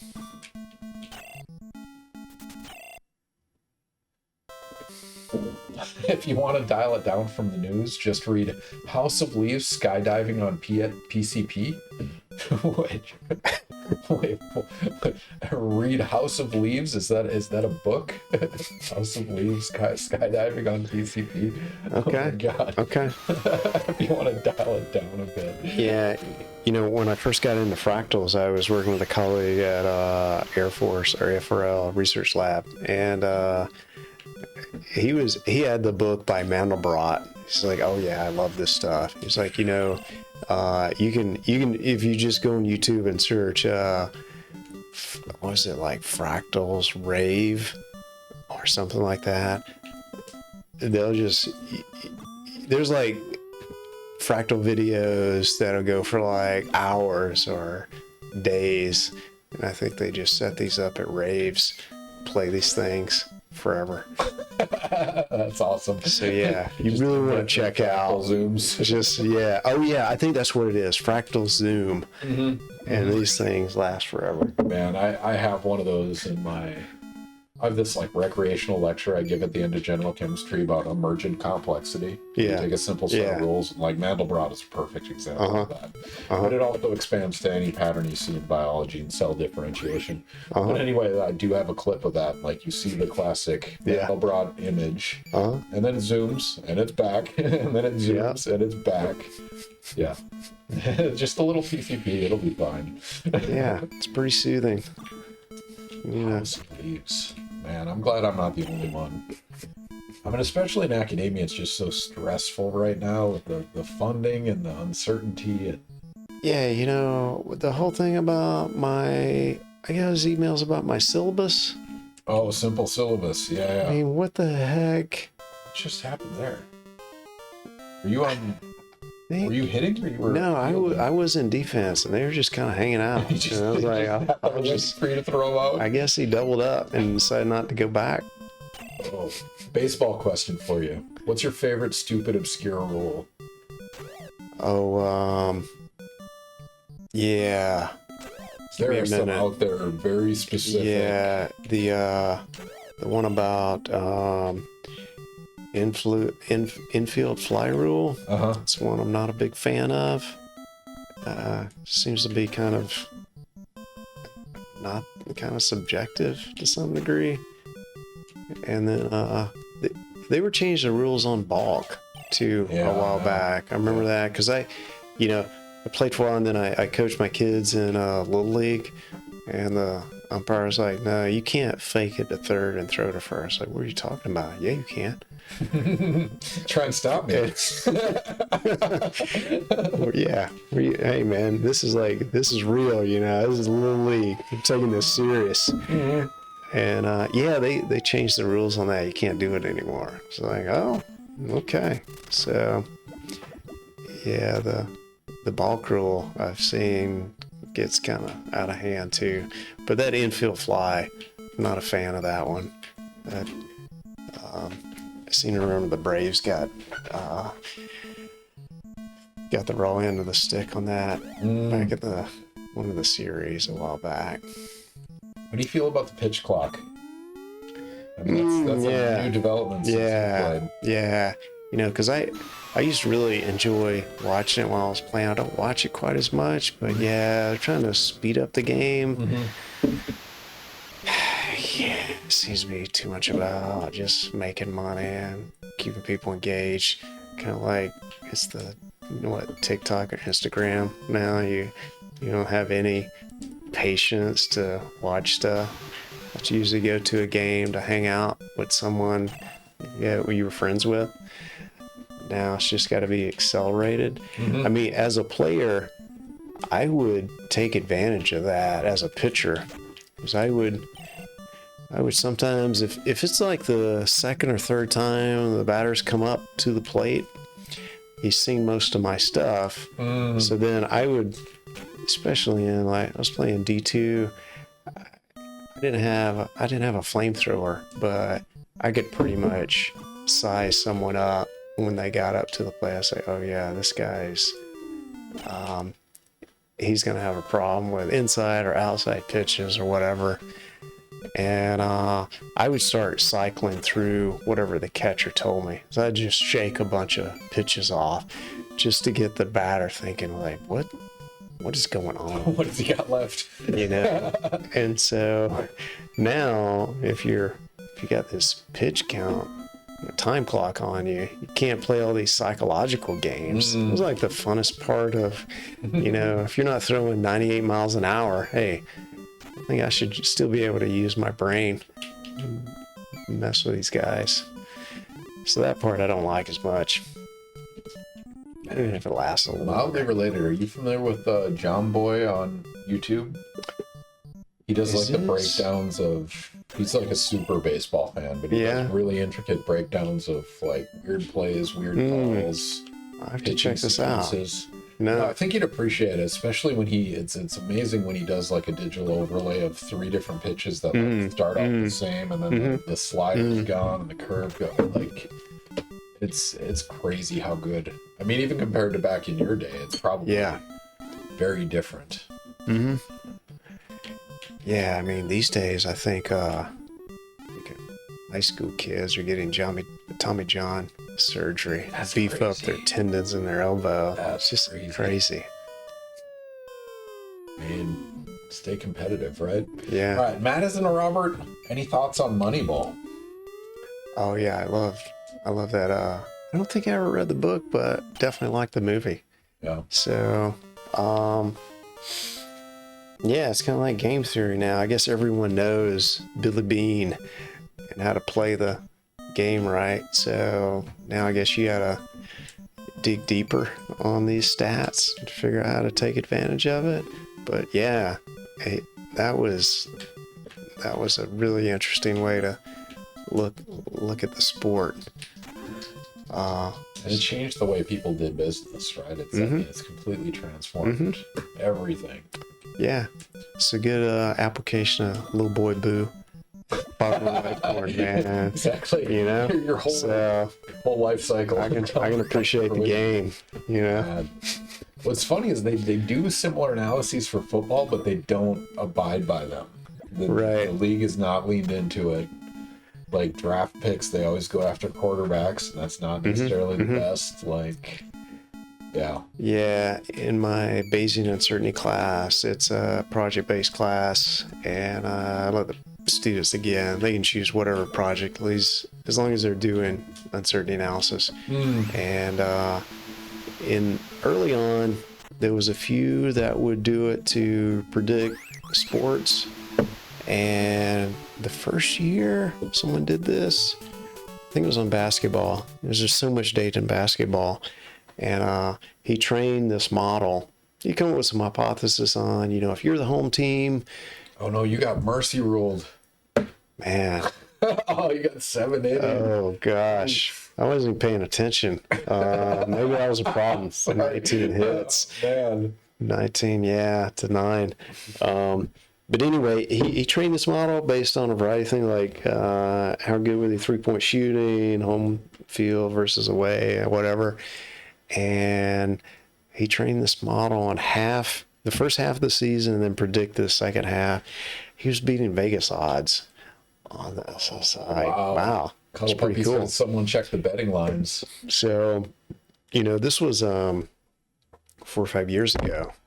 And I haven't heard from him since. I have not heard from him since. He's either been disappeared or he's filthy rich. And now, since I've taught it I taught it last fall, I think. And we've gone from students doing things like this to now, man, it's gotten out of hand. You've got like DraftKings and you got FanDuel, all this stuff. Yeah. And so I had a market where it's like everything, right? I know. Everything. I know. Who'll And so be the next Iranian leader? you had Over under. I had another student, I think, do basketball, and he had a really good model, was predicting things really well. I had one student that did fantasy football. And she just did it for fun, and it was a pretty good project too. But it's a little harder with NFL. I'd say NFL and baseball. Basketball, I think there's just so much data. That's It's a interesting. little bit more predictable. I think more data and less players probably narrows the scope much more. But I did warn the students, like, I'm kind of worried about these students doing this. And I was like, I would not play FanDuel with this stuff because you probably have a really good model and you could probably make money. But I've heard if you get really good, then they just won't pay out. Yeah. They get to write the rules, and anything not by the rules is cheating. Like card counting is not illegal. I know. They just kick you out. Yeah. Yeah. What is this for shit? That's brutal. Yeah, so what's your favorite like off the wall non-sports related project somebody's done?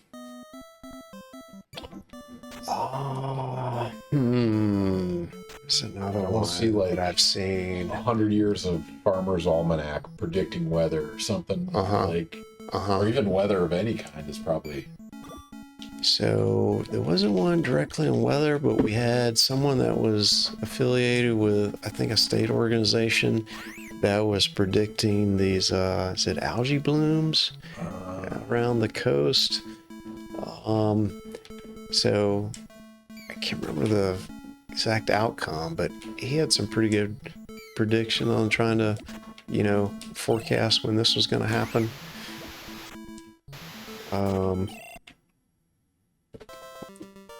Still highly uncertain, but that was one that had, some serious ramifications, at least for Florida, that I thought was a pretty good project. That's fun. Unrelated, so the play at the home plate just there. So they modified the rule. Catcher can't block the plate anymore. Oh yeah, right? Like line of. Have you seen this modified rule? No, I mean, it makes sense. I don't know what is it now. You can't stand in the way unless you're going after the ball, essentially. So if you have the ball, catcher has the ball, can you still? No, you can't block the plate even with the ball. Like it's interesting. I don't know what the official language behind I have to look that up. I mean, it makes sense. You don't want the like Pete Rose career-ending. Yeah, true. Smash the goal or smash the catcher kind of thing. But, I mean, you're the one that's diving into the catcher there, right? Yeah. It's like, oh, I punch you in the face and I broke my knuckles. To be fair, the catcher is semi-defenseless depending on that the is true. positioning. That is true. If they're in the act of catching, yeah, man, sideswiping, that's brutal. Yeah. I mean, yeah, why don't they just outlaw head first, or, running into the catcher? Yeah, I don't remember the official. Yeah, I'll have to look that up.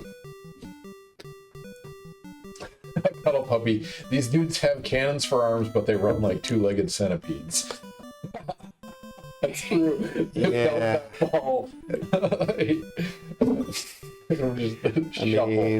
mean, if you can hit it like that, yeah. I remember I can't remember this really obese Phillies first baseman. I can't remember his name, but after he retired, he was like, "Yeah, baseball players are not professional athletes; they're professional baseball players." Oh man, that's definitely true. Oh my gosh! Oh, I'm getting crushed again. Yeah, I know you're getting run up on here. All right, Cuddle Puppy has a really important question. Dr. Oates, have you ever had a colleague named Hall? It'd make my dreams come true. Hall? Hall and Oates. Billy has to publish with Hall, and then everyone in literature has to cite. Yeah. Hall and Oates showed. Okay. That one that's gonna be added to my bucket list. I've not done that. Oh man, that would be good. I think you were on one with my student Sean Hill, but not. Yeah. Hall. We need a Hall. I'm gonna have to put that out there on LinkedIn tomorrow. Just a collaborator. Recruit grad students with the name Hall. Yeah. Yeah. As demonstrated by Hall and Oates. Cuddle Puppy, you can take credit. You'll be in the acknowledgments of that. Yeah, paper. for sure. It would make my dreams come true. Man, what Oates? What's the origin of your last name? I haven't done the 23andMe because I don't want the government following me. Fair. My wife's done it. I think most of my family's from England. The exact origin, don't know beyond that. Yeah. So British at the very least. Yeah. Yeah, I was thinking about that earlier. It's like, I don't know.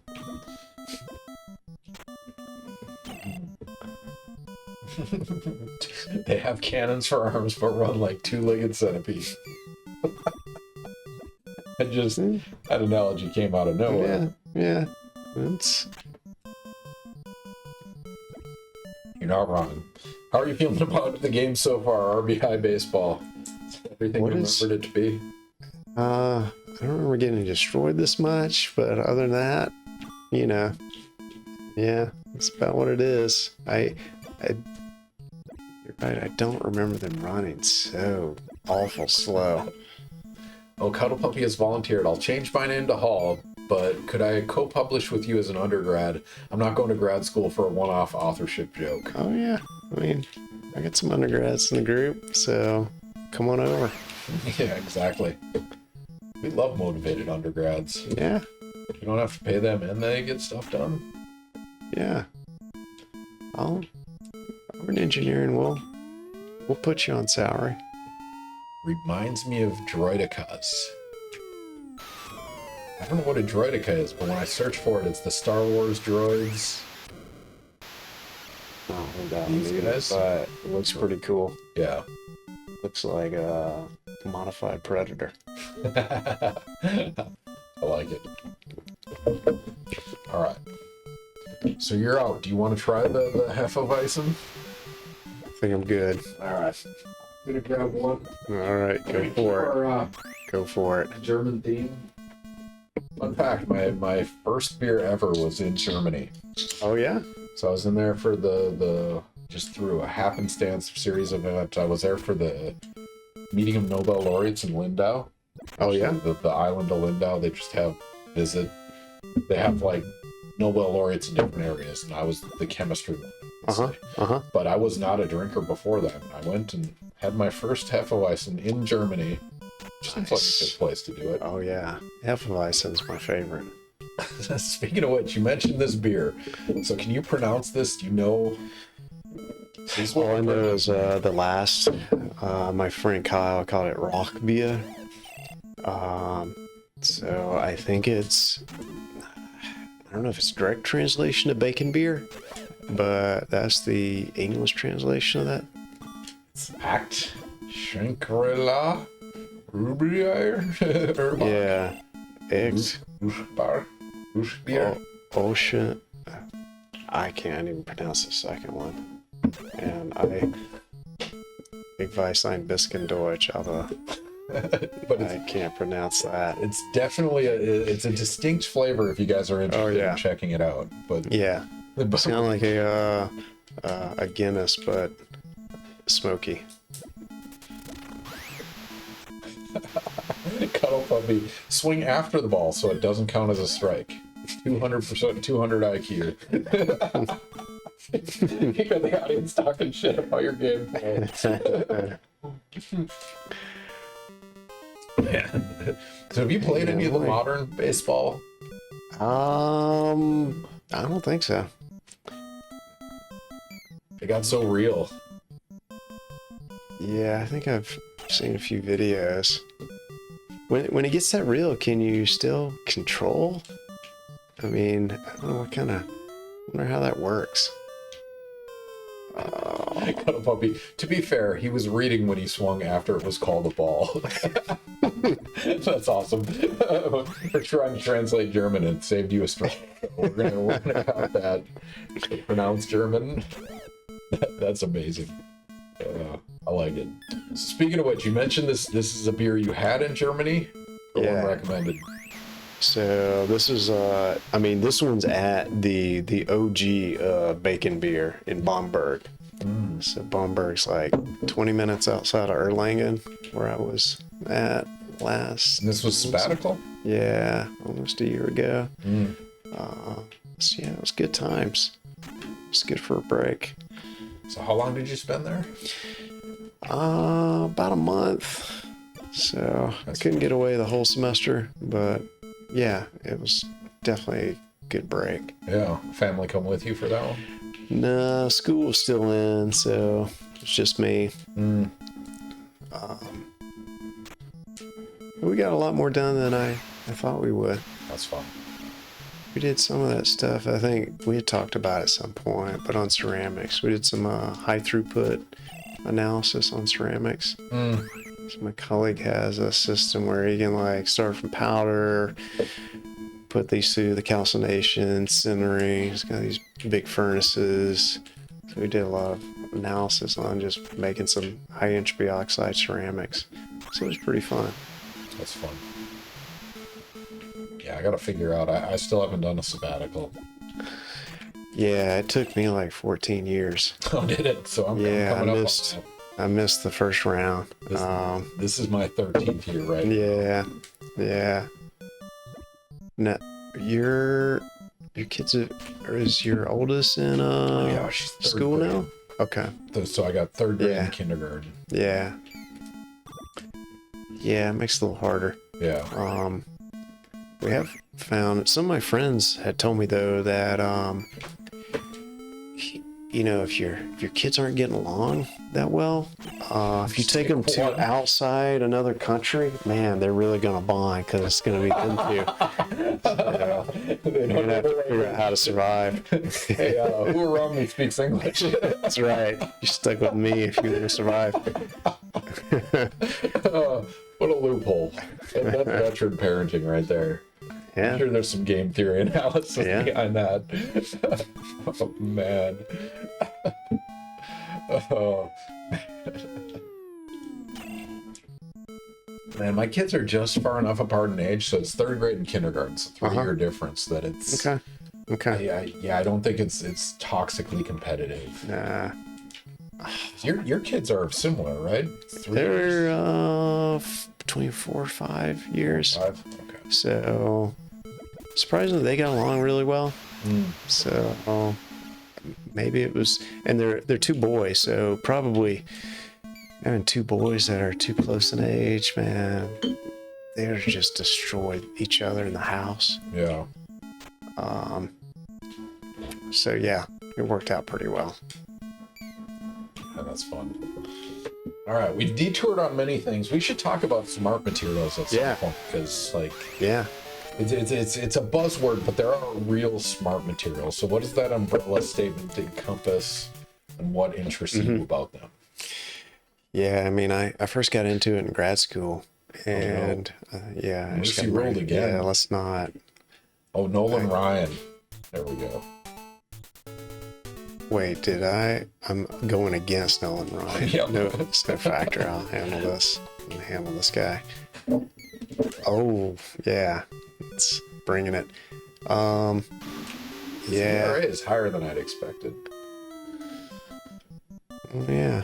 I mean, American League, you got the DH. So, I guess that's fine. Yeah, so I got into smart materials first with these piezoelectric ceramics. So we were using So blanket term, what makes them smart?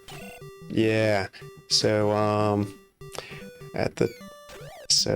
funny story, a senior colleague of mine really first coined the term. They first it wasn't him, but it was a program manager. He wanted to start funding this area of materials. They said, let's call it programmable material systems. My friend was like, I don't think that's a good acronym.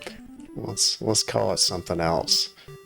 And so I guess smart materials. I don't know if there was another acronym specifically in that case, but that one didn't fit. So the main classes that were in the beginning were piezoelectric. So you can put electric field on a material and it will change its shape. You can also put deformation on it and it'll generate electricity or charge and voltage. And so the reason they called it smart was because it could do either one of those. So you could both sense and actuate in a material. So you can think it was like a muscle and the nervous system together. And so from a engineering or controls perspective, if your sensor is your actuator, it's like what's called co-located control. So it's all right there. So there's no latency between sensors and actuation. So it's a really robust control system. So that was the main reason they called it smart. We get that question all the time, though. It's like, what is intelligence? Right? No one can quantify it. Define it. That's pretty brutal. But I guess it's more than just having a solid piece of metal that can't change its shape or sense. It only provides one functionality. So if you can double play. Yeah, look at there. So if you can have something that provides structure as well as sense and actuate, then just having the multifunctionality, we say it's smart. So that's the idea. So there's the piezoelectrics, there's magnetostrictive. Those are interesting because they're more robust to temperature. So they don't go through a Curie temperature and lose their smartness. So you can drive them at higher temperature. Trade-off is you got to wrap a big solenoid around it. So, that's why I put them on submarines and things like that. Yeah, on submarines, they like them because they're silent, right? There's no mechanical properties. Well, in principle, the piezoelectric R2, there's this, I think this is a German word, Barkhausen pulses. When you put a field on these, there's these internal domain structures where the polarization starts switching. So you'll hear some local popping sound. It's usually pretty small in terms of relative to the sonar that it creates. So I'd say both of them are, just because they're both solid state. The interesting one on sonar that we did with the Navy was interested in acoustic spoofing, and so what they wanted to do is take like a pontoon boat and put a sonar transducer on it and make it sound like the USS Alabama. And it was amazing that the group I was collaborating with, they took one out in the Chesapeake Bay like a mile out, and it was a transducer. It was about, 6 to 10 inches long, and you could hear this thing on the shore, mile out. The amount of energy it could generate was just insane. And so, you could use this for like a sonar transducer in that case, but they made smaller ones that they sold to the public that looked like a hockey puck. So they had this dense, it was about the size of a hockey puck, a little thicker, and there was a tiny little terphenol. It's like terbium, dysprosium, and iron combination. There's a little piece of that inside it. And if you stuck this down on a table, it would turn the whole table into a speaker. So it was pretty cool. So the company made one with some suction cups on it, so you could stick it on a glass window. Yeah. Turn the window into a speaker. And so at the time, this is way back in the day, Steve Jobs got interested, and they had a sales guy go out and demo this thing for Apple, and Jobs was there, and they loved it, and did what they expected. And then the guy pulled it off the window, and the window shattered, and they never got the offer. Like you said earlier, right? It's Yeah, you gotta know fracture, man. Yeah, that wave force is going somewhere. That's right. Oh man, Just got a little too excited. I wonder what song they were playing. Yeah, how loud like some like a Stairway to Heaven for 5 minutes of fatigue. That's okay. Play the song backwards. The window goes back together. It's fine. That's right. That's how. That would be nice. That's how fractal math works, right? That would be nice.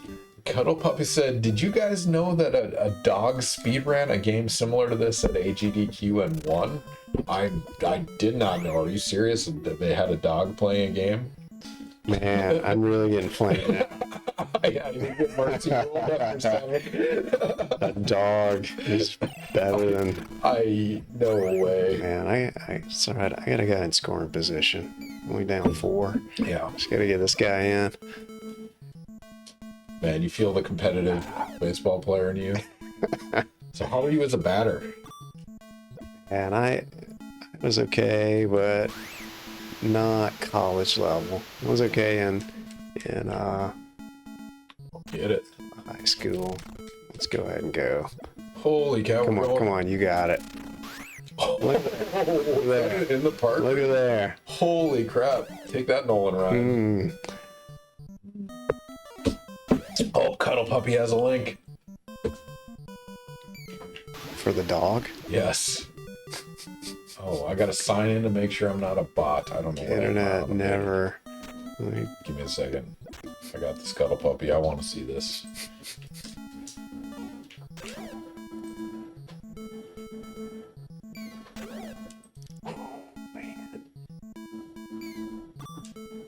Oh, dude. Let's go. Come on. You got greedy? Oh, nice. Come on. What? Let's go. Ken Griffey Jr. presents MLB by Peanut Butter the Dog and JSR in 29 minutes and 48 seconds. Oh my god. What the hell? Cuddle Puppy, I did not know this existed. Oh my god. I don't know how the dog played this, but I'm gonna go back and watch this. Cuddle Puppy, thank you very much. This is a recent AG? No, this is 1 year ago. 2024 summer games done quick. Holy crap. Like I was saying, like Guitar Hero, amazing. like It's amazing. Sure, why not have a dog play? Oh man, that is amazing, Cuddle Puppy. Thank you. He said he's commending you on the game. It's actually a good game as far as baseball goes. Edge of your seat goes to extra innings. Do you watch FSU baseball at all? Have you gone to games? I every once in a while. I haven't in a while. Especially when my oldest, when he was playing high school at Leon, we'd go check out a few games. I know they were pretty good last year. Yeah, they made it to the World Series, but for them the World Series is like top 16 or something, right? It's not the final game. So maybe we'll try to get out and watch some games this year. That's fun. It's a cozy enough stadium that you get to see everything. Yeah, I used to go. Oh, you gotta be kidding me! You really gonna try that? Nope. There's no going back on that one. Yeah, I used to go a lot in high school, watch them play. They've always been quite good. They always get to the, or many times get the World Series, just couldn't quite finish. Yeah. So it goes. Yeah. All right, we are officially 2 hours in. Ask a Scientist Gaming, mediocre gameplay, expert science. We're playing some R.B.I. baseball with Dr. Billy Oates, who's an expert in mechanical engineering, particularly modeling materials, mathematics as applied to mechanical engineering, with fractal math, uncertainty math, smart materials and how you can utilize those, and model those materials and make them better. If you guys have questions, throw those in the chat while he tries to battle his way through this. We're down 3 runs, top of the 4th inning, grinding away against Nolan Ryan. Yeah. Not a mercy rule yet. The inside the park home run was totally worth it. Somebody should clip that because that's a rare event. That is fun. Oh man, so we talked about movies, we talked about TV shows. Any abominations you've watched where it's completely off the wall? I mean, Free Body Proud. Yeah, pretty bad. what have I seen? Oh, really? Yes. God, what else have I haven't been watching that much lately? Man, so that's interesting. With your kids aging out of the house, is your like viewing changed? Has your like I know way too much about Teen Titans Go right now.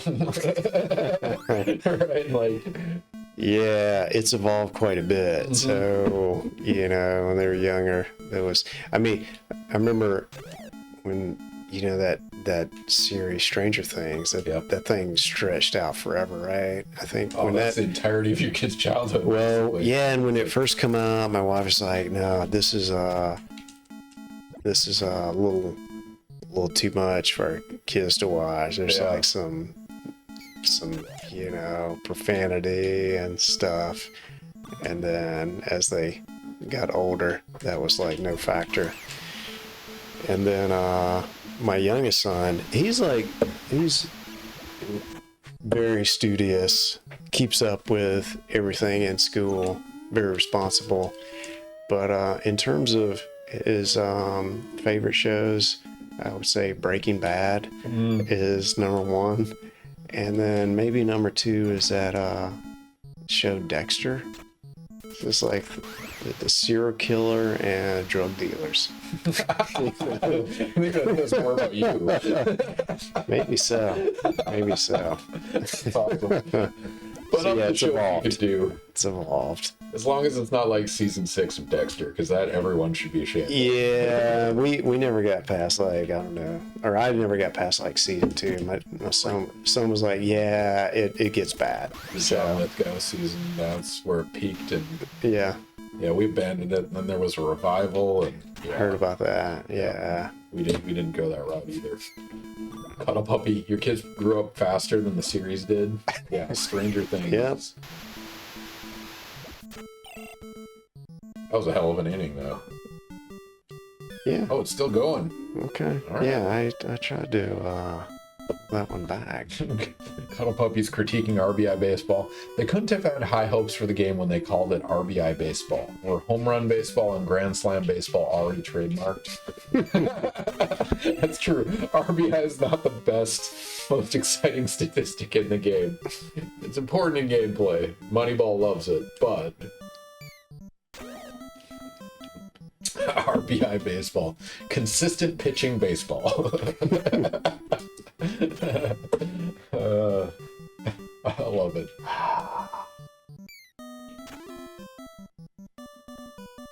I was gonna say take this picture out, but he's still doing okay. It's like bringing the heat at like 60 miles an hour. What was the fastest pitch you've ever thrown? Yeah, we hardly ever got under the gun. Oh, what was that? Probably on average. I mean, at my peak, I was probably throwing low to mid 80s.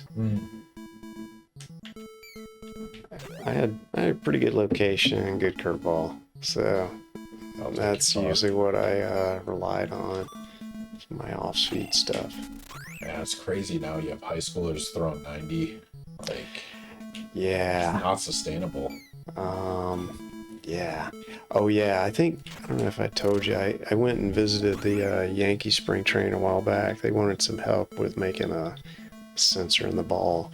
And we went down there and they were getting ready, of course. Oh, what am I doing? Oh, it was 3 outs. Okay. That was the wise play. Yeah, yeah. It was just good by decision luck. making. Oh, did he just bring in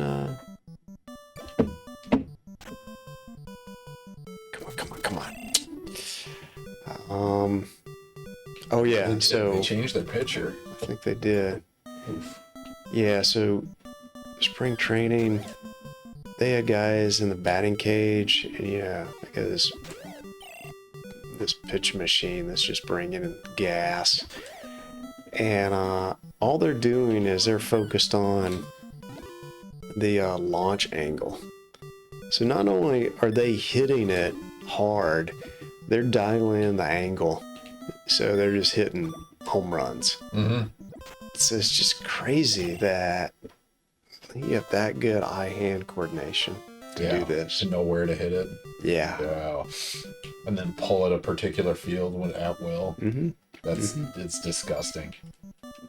I mean, some people that analyze sports suggest that hitting a professional baseball pitch is one of the hardest things in sports. Which is why if your success rate is 1 in 3, you're in the Hall of Fame. Yeah. Which is crazy. That's why I was a pitcher. That was much easier. Much easier to have success. Okay. If I wanna...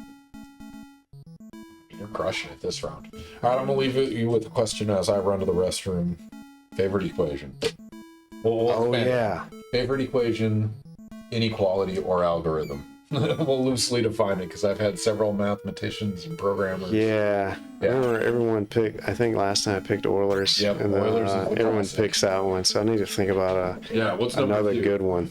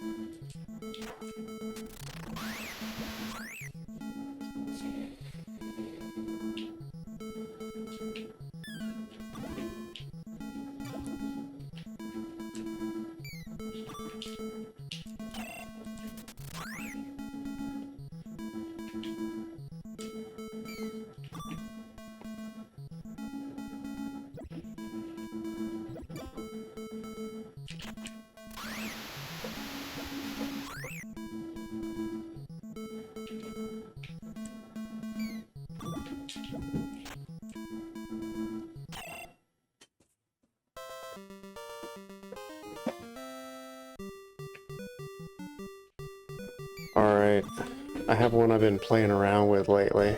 May open up one series of questions. We haven't talked about artificial intelligence yet. So I got this this center on this wild idea on artificial intelligence, but one specific sliver of that program is there's a information theoretic measure called Fisher information, and it's kind of similar to Shannon entropy, this measure of, how you send signals over communication channel. But this accommodates sensitivity and parameters. And so some people may have heard of, entropy often gets maximized. So you can put this into an equation like a cost function or energy function. You can maximize Shannon entropy, but if you have data, you have a little bit better idea on what's going on than just random maximizing everything. You can constrain it to data. So we did a lot of work looking at that, but then I realized, instead of maximizing Shannon entropy, why don't I maximize Fisher information? Because there's this other interesting thing in there about sensitivity. And it turns out when you do this and you just constrain it to a finite, an average energy, you go through this optimization and you get out Schrodinger's equations. It's like, really? Just straight from probability. So you can get this, it has like a probability gradient in it. So you get two derivatives on, it's the real part of the wave equation. So it's like, you just take the wave function, square it, you get probability. But you stick that in Fisher information, maximize it, this thing comes out. So we've been using this in this center on trying to create a neural network in a structure. And the idea is, can I, instead of having a centralized computer, if I can just distribute the computer through an aircraft wing, I can do fast computations, figure out turbulence, figure out how to move my aircraft. And it's called this thing called it's called a physical reservoir computer. And so it comes out of this other thing people used to do on software with classic neural networks, or which you may be familiar with like large language models or whatever. And the idea is you can create this network and you train it on this input output, and you can have it mimic certain time signals or sense certain time signals. So all these neural networks typically use some nonlinear function. So instead of just like linear input output, nonlinear function, just like if you're familiar with a classic neural network, it's like the synapse in the brain. That's how most of them work. They're like low signal, and you get enough input, this thing jumps up. So you get like this sigmoidal, I think they call it, function. So anyway, you can build a structure that behaves like that. You put enough force on it, nothing happens, and then all of a sudden it buckles or it goes through some nonlinear behavior. And so you can do this in a structure, and I can put it in an aircraft wing and make it behave that way. So it turns out you can do a lot of things you do in neural networks with complex structures. Some people call them metamaterials. Some listeners may have heard of that. You may have heard of this with light-based systems. A while back, people were doing like photonic base, like trying to build the Harry Potter cloak. And that one, that's fun. So yeah, you can if it's like a electromagnetic material, you can tune the electromagnetic properties so it gives like a negative permeability or permittivity. So when light hits it, the light's just gonna, like if it's a sphere cylinder, light hits it, it'll just go around it if it's negative. So you can do this for like certain colors of light or certain wavelength, but to do it over the whole visible spectrum, not easy. It takes a lot of power, so that's why we don't have Harry Potter cloaks out there. But you can also do it with acoustic waves. So there's been a little bit more success on that. And so imagine, if you have some sensitive electronic equipment and you want to, I could have just threw it to first. If you want to try to save some sensitive electronic equipment, you can put a phononic or acoustic metamaterial around it. So if a vibration comes in, instead of going straight through it, it'll go around the behavior. Yeah, make it audibly visible. So you can 3D print or use other manufacturing methods to create these complicated looking structures that'll absorb or redirect acoustic energy. So we're kind of using the same thing, except we're trying to embed wireless sensors in there to create like this neural network. That was not good. That's not good. Wow. Couldn't turn it around. On that one. So that's been fun to play around with. There's no one really knows why nonlinearity works so well. But if I made a linear structure and tried to build this neural network with it, it just doesn't work well. And so that's where we started using Fisher information on this. And so there may be another place where you've heard of this. So it turns out Fisher information's very similar in certain cases to something else called mutual information, which everyone may not have heard of unless you're really in the game of computer science or information theory. But you may have heard of the game show called Let's Make a Deal or the Monty Hall problem. Yeah. And so if you're not familiar with this, so Monty has this game show. There's 3 doors. 2 of them have goats behind it. And you're the contestant. You're given the option. You want to try to win the car behind one of these doors. So you pick a door, 1 out of 3rd chance. You get it right. And then Monty says, well, I'll open up one of these doors where there's a goat, and then you can. What? Oh, no. I pushed up. I pushed up. No. Man, this is the bottom of the 8th. Anyway, so he said, you want to just keep your answer, or you want to switch? And if you know what's going on, then oh, come on, that was an out. So you always want to switch. You will double your odds from 1/3 to 2/3. And so we figured out how to use this to design these neural networks, and it was amazing how well it worked. And so, you know, the idea was you can put sensors on an aircraft control surface, but you can't put sensors everywhere.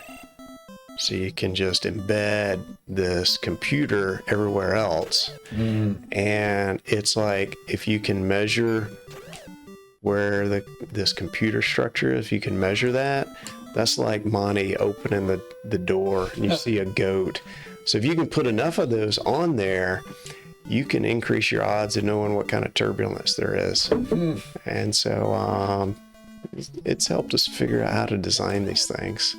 So I never thought I'd have a paper based on the Monty Hall problem. That is intriguing. So that was fun. Yeah. Oh my God, that was your opportunity to Hall and Oates. Yeah, no. Think about that. As mentioned by Hall and Oates on the Monty Hall problem. I'm gonna have to drop that on That's LinkedIn. such a bucket list item. Like, what do you need beyond that? You know, I don't even think Hall and Oates liked each other. That's what I heard. I guess they hate each other now for sure. Yeah, maybe early on they did, but yeah. All right, this is it. You're up for 1 round. All right, Bottom of the ninth. Here we go. You're 3 outs away.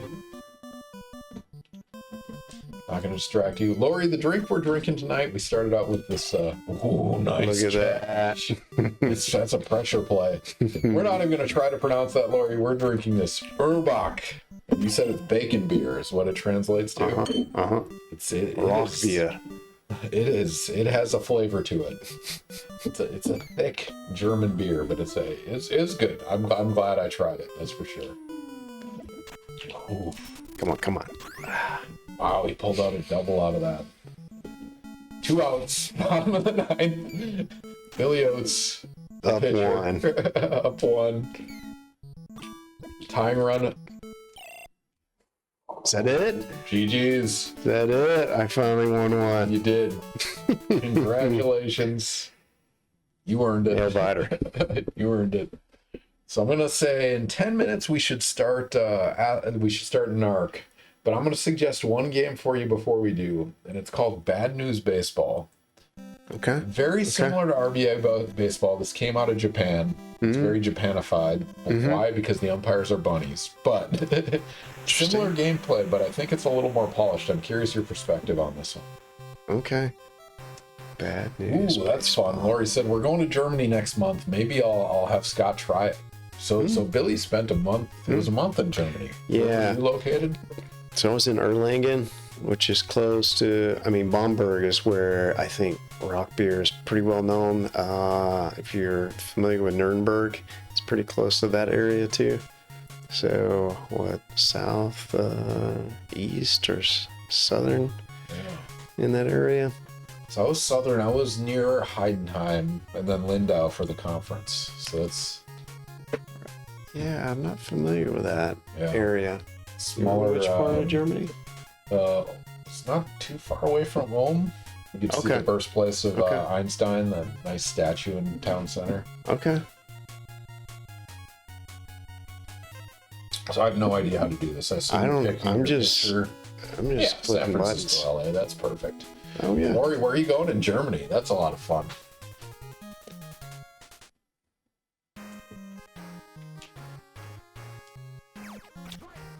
Oh, jeez. 109? Are you kidding me?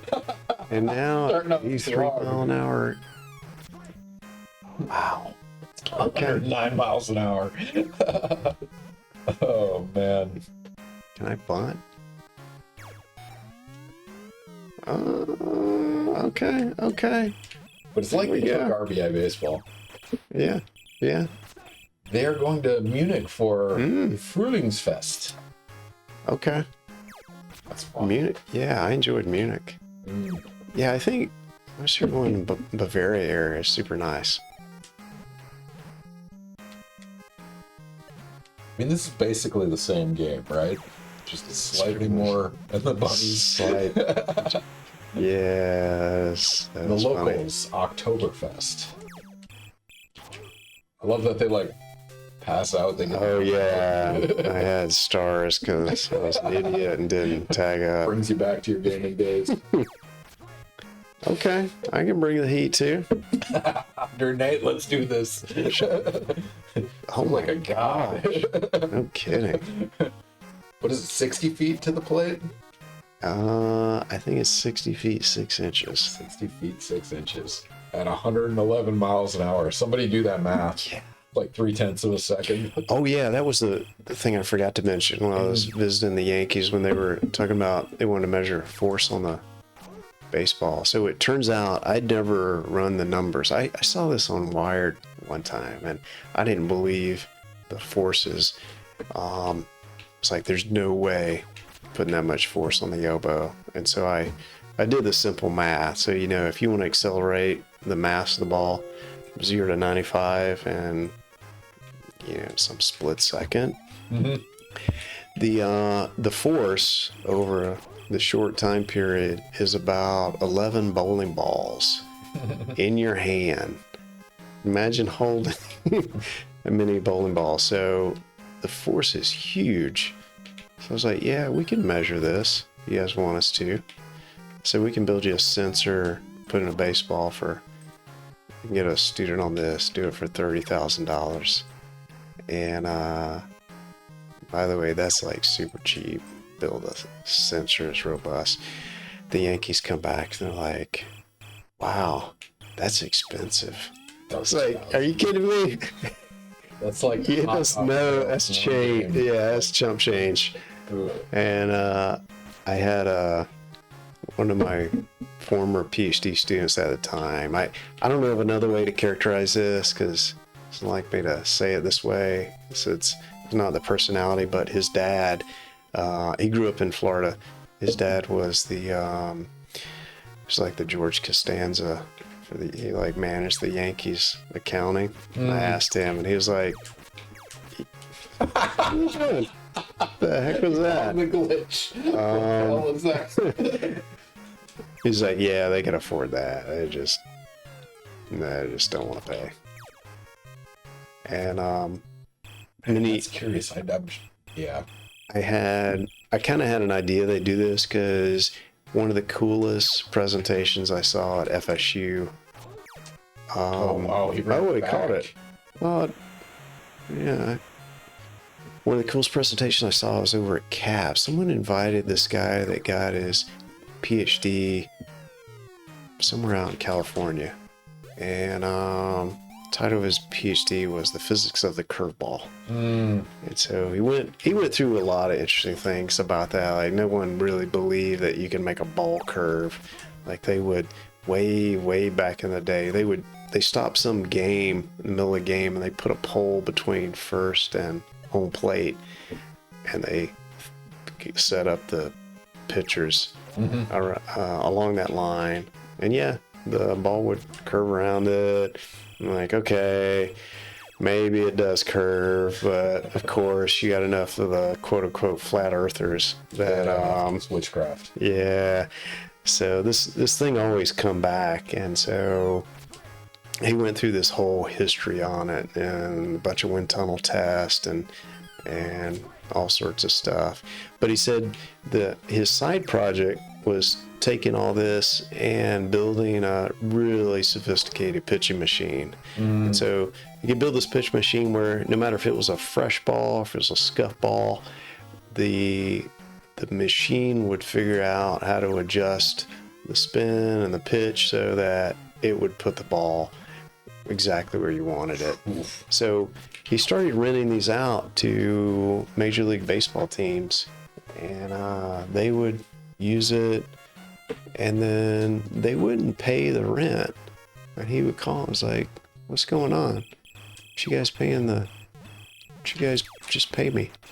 And they're like, well, we really didn't use it. We're just using batting practice pitchers to prepare for whatever team. He said, do you know these are all computer controlled? I'm tracking all the pitches that you're using. I know which teams you're preparing for.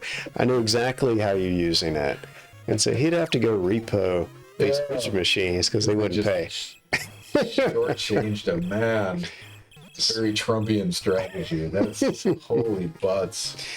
I was gonna say, thinking about the math of $30,000 they wouldn't pay you is what they probably pay for modern pitching machines. Like, those things gotta be ridiculous. Yeah. I mean, they had just, it was funny because I don't know if you know, it's a colleague of mine in biology. He studies dinosaurs and bite force. Greg Erickson? Yeah. They had first contacted him, and the guy that was working at the Yankees at the time, he was a UF grad, and he had come down. He bought all these fancy cameras so they could track the kinematics of the pitchers. So you get all this 3D imaging, and you could get the spin and the speed on the pitches, but you didn't know where that spin or speed come from. You need to know the forces. So this guy, since he was at UF, he Googled gators and forces. And instead of going to Gainesville, it goes to Greg Erickson. Studies alligator bite. And dinosaurs. It's pretty funny how that ended and he up. forwarded it to you. And Well, Greg called me up one day after this because I think it was because of an Ask a Scientist. It was the first Ask a Scientist, actually. We were in-person Ask a Scientist. March 2014. It was me, you, Greg Dudley, Greg. Oh, was that the first one? Yeah, that was the first crazy one because I have a photo when I get on it. Yeah, I've seen that. I remember that picture. That's awesome. So, yeah, I think we were probably talking about baseball. Yeah. And so he calls me up and he says, Billy, I had well, that's me out there. I thought I was. So yeah, he said, hey, I had the Yankees call me. They want to know if, I can measure the force on the baseball. He wants to come down to spring training. I'm like, Greg, I think you got catfish, man. How do you do? He's like, no, it's serious. It's serious. And so I was like, all right. And it was real. We went down there. So it was kind of cool. We got to go check that out. That's fun. Man, that's an experience. All right, we are at 10:30. It is probably time to switch over to NARC, but before we do, Cuddle Puppy says there's also a documentary about elite hitmen that can curve bullets, and the filmmakers wanted to be successful as the Matrix. You seen the movie Wanted? It's where they I don't think so. They while they're shooting, they flip their arm sideways. Yeah. And it curves the bullets. Oh, nice. So if you weren't familiar with physics, that does work out. Yeah. Cuddle Puppy. I think that's the first in the field homer I've seen because the fielders didn't try. So guys, it is time to move on to NARC. How do you feel about Bad News Baseball versus graphics pretty good. 112 mile an hour pitch. Yeah. This definitely not real time, but it's pretty cool. It's pretty cool graphics. Basically the same game. All right, ladies and gentlemen, we are closing off the night with NARC as we usually do. We got a timer on. Do you want to see the clock or do you not want to see the clock? What is remind me? We're timing how fast you beat this game. Oh yeah. And I don't remember how high does that? How high does that get? I mean, I don't know, but I'm going to put you at about a half an hour. You want to know your last time, or do you not want to know? I mean, did I actually finish? We'll see if there's an asterisk next to your name. If there is, that means I helped you. Oates shows up at. You are 69th place at 27 minutes and 10 seconds. All right, so I got it under 30. No asterisks there, which means you did it on your own. Okay. So if you can beat 27:10, you're in good shape.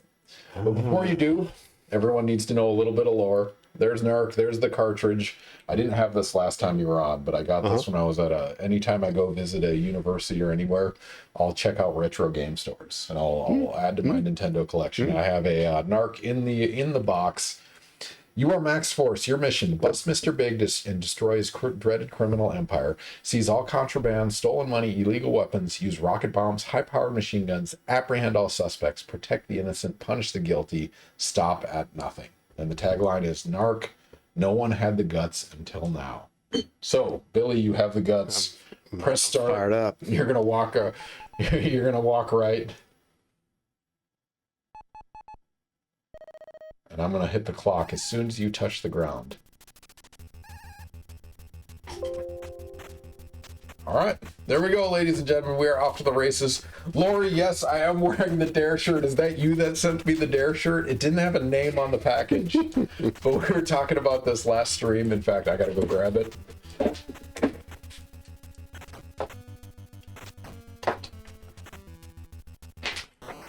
So Billy also experienced Dare, which is really fun.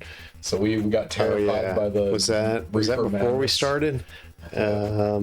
Yeah, reliving PCP. Yeah, exactly. The video where Helen Hunt jumps out of a window because she's high on PCP. That's what Dare program basically was. But yeah, if you were, man, that would have been. You graduated high school before 2005, or between 1980 and 2005, you probably did a Dare program. And Billy, since you were on last, my mom sent me a package of all sorts of old crap. There's my Dare certificate right there. And so I showed this on stream last time. And then Lori was like, do you have the shirt? And apparently she went out and bought me the shirt, because here it is. I received an anonymous package in the mail about a week and a half ago at my office at FSU, and it was a Dare t-shirt. Lori, that's awesome. Thank you. You made my day. Well, the best part was, like, it gets sent to me at FSU, and my students just assume it's a package like chemicals or something they ordered. And so they're like, Ken, what is this? Keep going right. You'll find the door further on. Okay. Lori, that's awesome. You made my week. So yeah, I'm gonna wear the Dare shirt, and now it goes with my Dare certificate, and we're all happy. Cuddle Puppy has a belated baseball question. What's the slowest possible pitch that goes through the strike zone? Can't throw it too high because gravity would accelerate it. I think there's at least I know in softball, there's like a height that you have to pitch it to. So I wonder if there's the opposite, like a maximum height. Yeah, I don't know. So where am I going? You're gonna kill the guys on screen. Both buttons shoots the dog. And so these guys in black, you're going to want to get closer to them. Oof, rocket, there you go, jump rocket. But you're going to shoot them with bullets at closer range. So walk towards the guys in black. There you go, blue card. Put in the slot, go through the door. This one? Yep, slot, door, perfect. All right. Anyway, pitch, slowest possible I'm going to have to look that up. Usually I'm trying to throw at max velocity. I mean, I play around with knuckleball a little bit, but never throw it high. I don't know what would happen. So Cuddle Puppy, you're obviously talking about the documentary Rookie of the Year. Have you seen this game? Where the kid broke his arm and he had a super fast pitch. Terrible 1990s movie. I think I remember hearing about it. Get in this thing. Car, stay on the bottom. But he loses the ability to throw at the end of the movie. Sorry, spoilers, everyone. And he, throws it underhand and strikes out the guy. Just straight up throws it in the air. So, yeah. Rookie of the Year. Are these landmines? Yep. Right. It'd have to be overall speed instead of horizontal speed, because otherwise you could throw it into the stratosphere and just hope it travels 60 feet to home plate at terminal velocity. I like the way you think, Cuddle Puppy. Man, that would be an intriguing, more of a physics problem, but I'm sure you could apply fractal math to it in some way. Yeah. And the uncertainty analysis. So tap B to jump. Yeah, and this is a good place. There's physics for you. That's an interesting one. This is a good place to practice jump rocket. So just keep going right, keep holding right, tap B, tap A. Yep, just a little gentler on A. Pressing just a little too hard. And a bomb. But yeah, if you guys have questions for Billy, throw those in chat right now. He's happy to answer those. Minimum speed of a pitch. Yeah, I feel like you would get pulled. Try that. I don't know. Mildly related. Favorite baseball movie? I mean, we were talking about Bull Durham earlier. Bull Durham's pretty good. Yeah.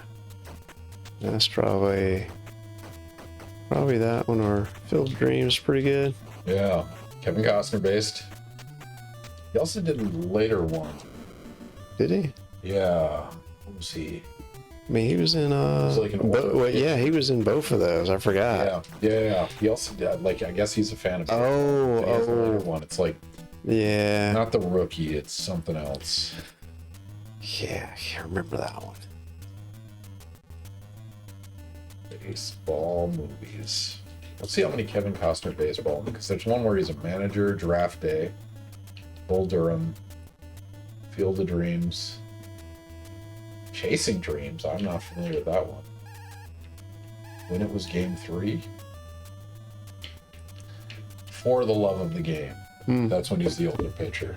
Oh, there you go. You got the car. Keep going.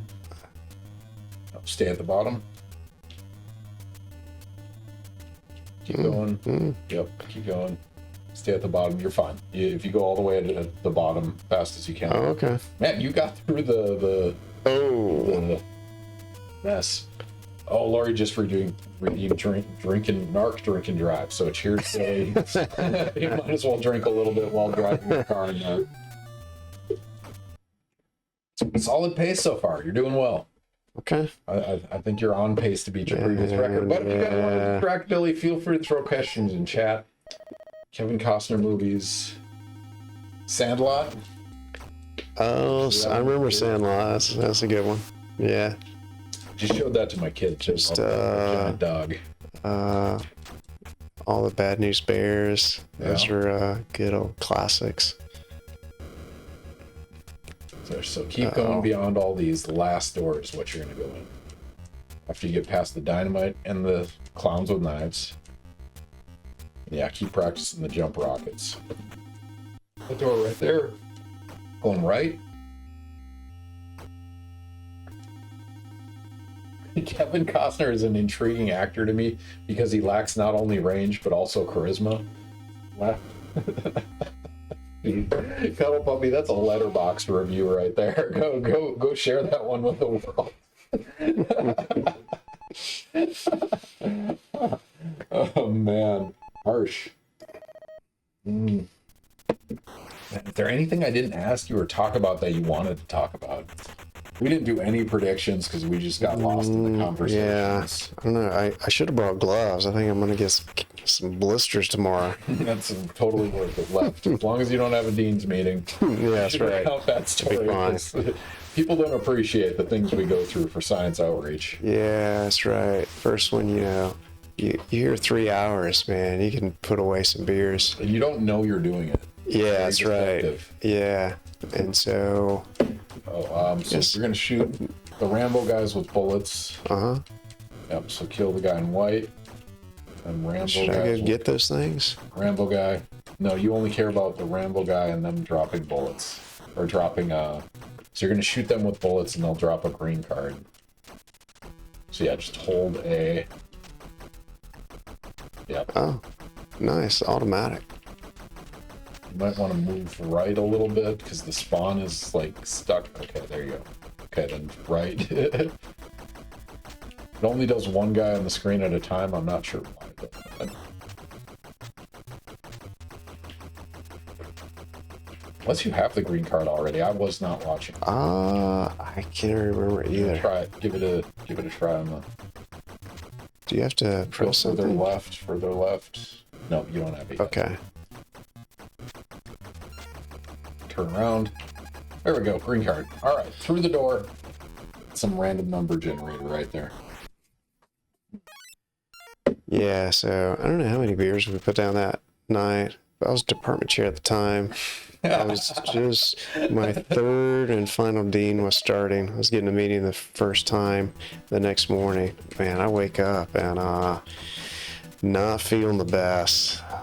So jump on Zoom, meet the dean, say, hey, how you doing? It's like, not good, hungover. But don't worry, it's all for science. I mean, the best part about that is like, worst case, press right. Yeah, don't up slows you down a whole bunch. There you go. It's a great first impression. What's he gonna do? Fire you? Oh yeah, I'm tenured. You can fire me from department chair. But you're done as chair now. Yeah, it's been a year. It's taken a year to get rid of all the cobwebs. A lot of people might experience professorship, and chair is another can of worms entirely. Yeah, it's Highlight and low light of being chair. yeah. Highlights helping junior faculty get them off the ground and being successful, and seeing the students be successful. The low area is I would have to approve faculty's travel.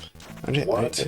It wasn't even approved. It was like I would get emails after they're done with all their travel. I would have to go on and approve it.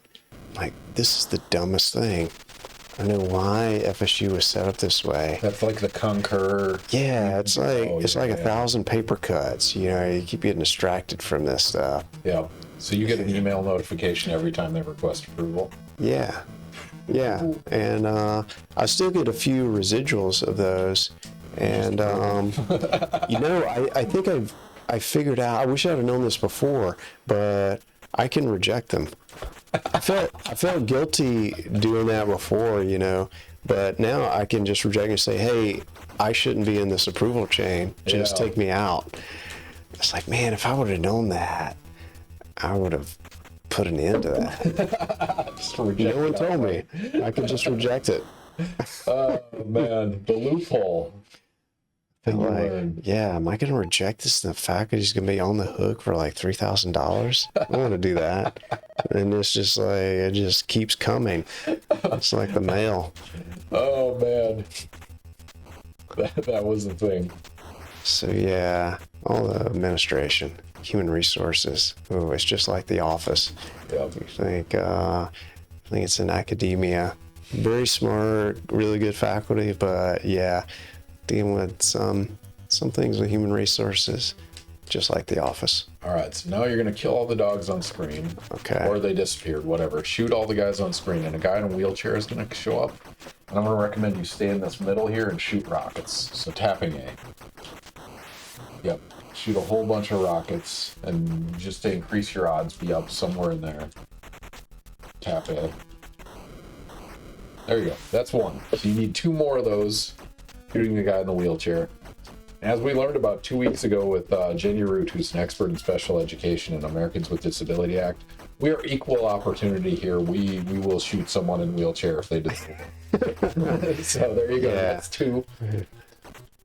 Yep. So kill the guys on screen, and then wheelchair guy will come back. Getting pretty good at the tap. The question is the jump tap rocket? Yeah, I can't get these dogs. Both buttons down. Oh yeah, okay. Yeah, just hold them both down. Yeah. There you go. Okay. All right. Oh, speed strat. Look at that. Is that it? All right. So you're gonna get it. He's gonna dissolve into a gold heart card. You're gonna grab it. Last minute questions for Billy. He's happy to answer them while he takes on Mr. Big and wins the war on drugs. Walk right. Here we go. All right.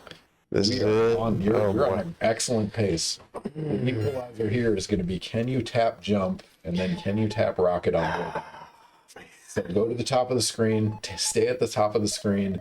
If he gets on you, run away.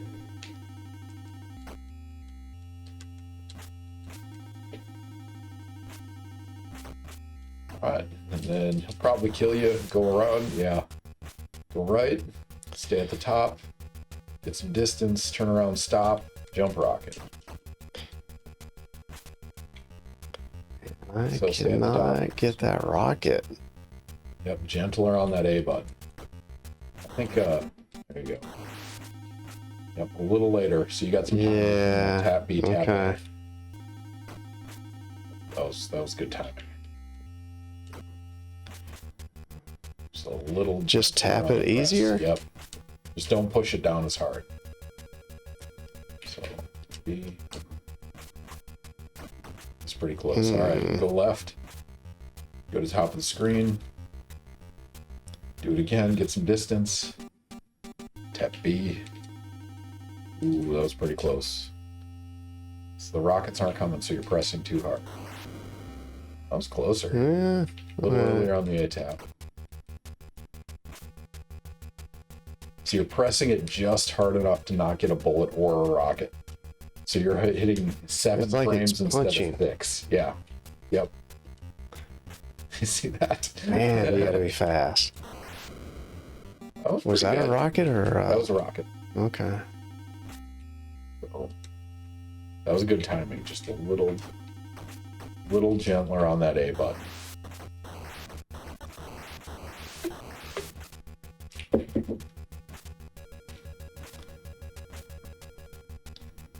Alright, so turn around. Yeah, you're pressing it down all the way, just like barely touch it. Where you think it's not gonna go. Ooh, that was pretty close. Okay. That felt good. A little earlier on the A button. So B, A. A little earlier. That one was good rhythm. That's so close. This is it. This is your I rate get the limit. Goldilocks. You can feel it now. It's Yeah. getting closer.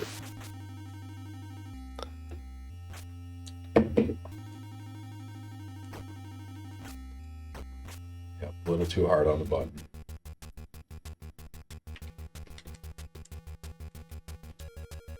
Oh, and the question we didn't ask while you're focusing on this. Unlimited budget, no moral qualms. What would you pursue?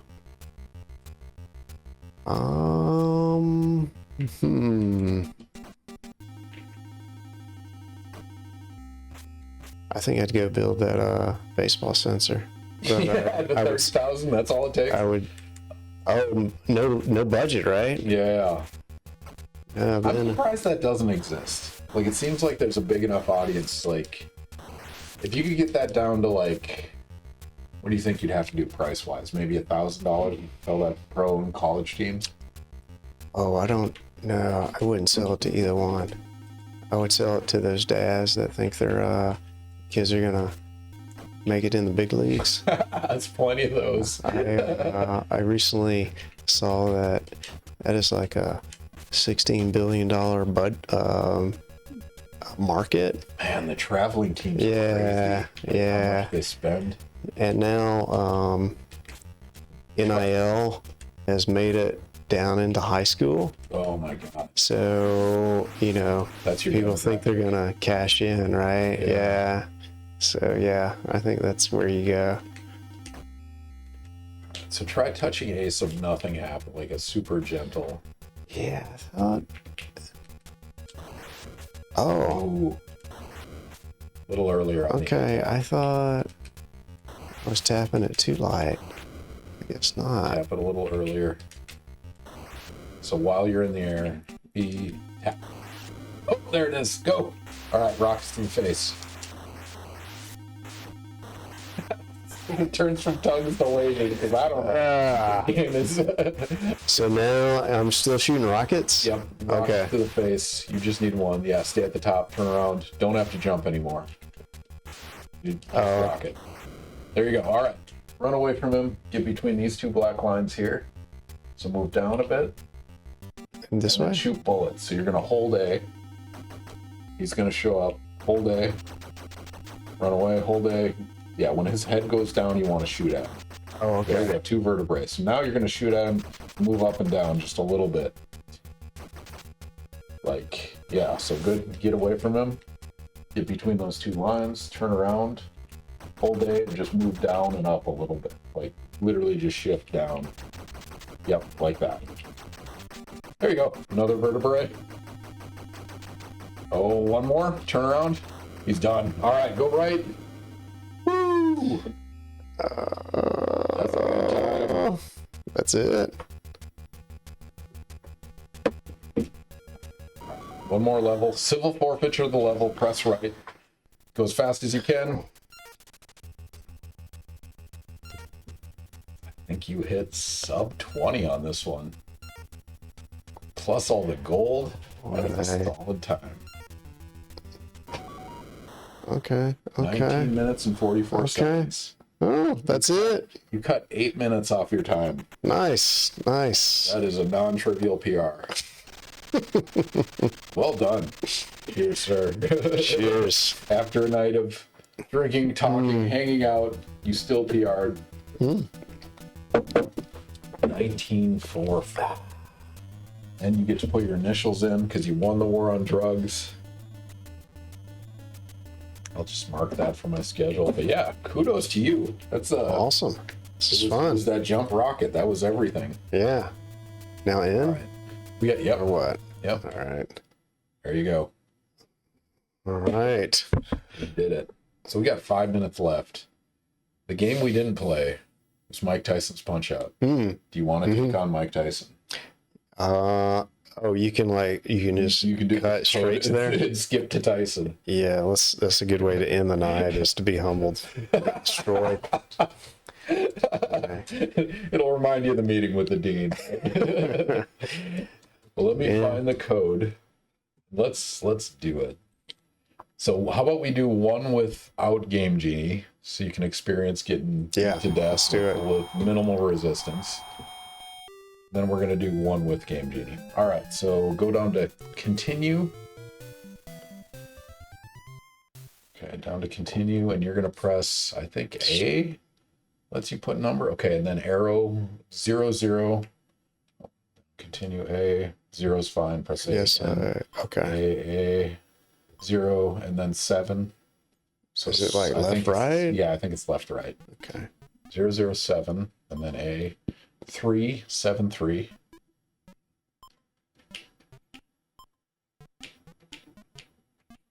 Okay, and then 5963. Ooh, veteran going the opposite way. Okay. All right, ladies and gentlemen, we're going to do Punch-Out as quickly as we can. Yeah, it's not going to take long. So we have no Game Genie codes at all in right now. And if Billy wins this, I would lose my mind. This is so hard. You guys don't understand. You have like 1/10 of a second to react to Mike Tyson. And it's one punch, not pass. Oh, yeah. Yeah, you get like 2 of those. And you get What? 1 heart, and then you're What? done. I'm impressed you dodged 3. Man, why couldn't I punch? Get up. Yeah, A or B should be punch. But see, why is he getting tired? He's blocking the body, so you only get 1 heart when you're playing Tyson. But when I punch, he just gets tired like that? So that heart is if he blocks you, you lose energy. Oh, okay. So if you punched the face, you would have got 1. Oh, shoot. I'm impressed. You got some. Yeah, I was just startled that I dodged it, so I didn't think about. Do you want to try one more legit, or should Yeah, we put let's Game do it Genie in? again. Okay. All right. 007. Whoops.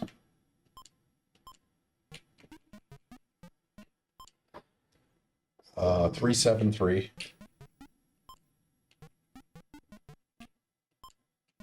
Like 3 decades ago, I would have had this memorized. 5963.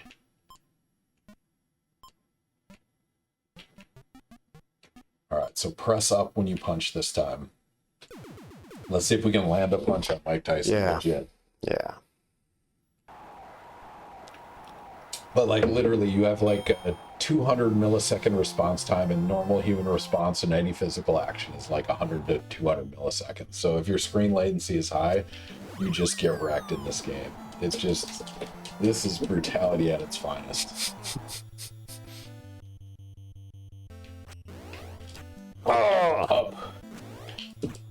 Oh, there you go. Oh, so close. man, he's good at blocking the face too. Mash him. Yeah. So if you get one of those misses. Yeah. We did it. Punch off. Hey man, I'll take that. I'll take that. I got one shot. All right. Now let's invoke some cheats. So the cheats we're going to put in infinite stamina, so the white bar doesn't go down when you take damage.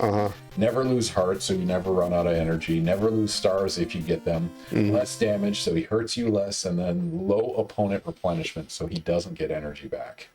All right, we're going to pop those in right now. Let's do this. All right, 007.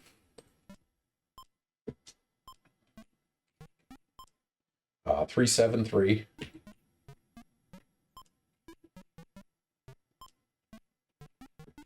5963.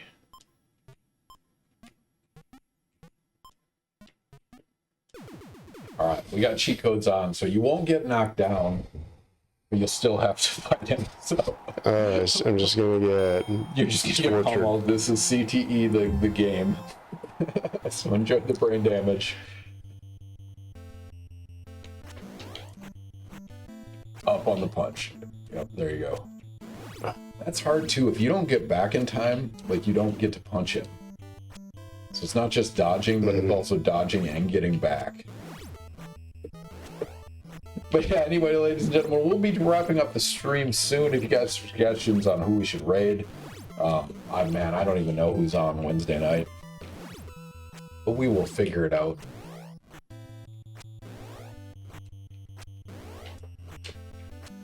Yeah, the eye blink, you see the wink at you, which I would be. Wow, he's fast. Man, I'm impressed how much you're dodging this, though. I played this earlier today, and I have beaten him at some point, but I feel like next time you're on, we should just do Mike Tyson until you win. Like 3 hours of this, you're gonna get a win, right? Oh, look at that. Oh, man. Yeah, I wonder what the ratio lands.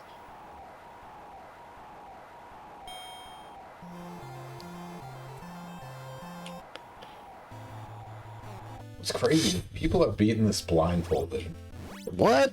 Like There's a certain sound? there's certain audio cues, but also there's a limited set of sequences, right? As long as you, and they're good at there's this move buffering strategy where, you know, after he punches you once a certain way, if you press left 3 times, it turns you up for the next punch. So there's a lot of those strategies built into the game. Interesting. Yeah. Probably shouldn't have told you can win this blindfold while you get pummeled to death by Mike Tyson. And I love the cheat codes too, because it's like, if you didn't have these, every one of these punches knocks you down. Yeah.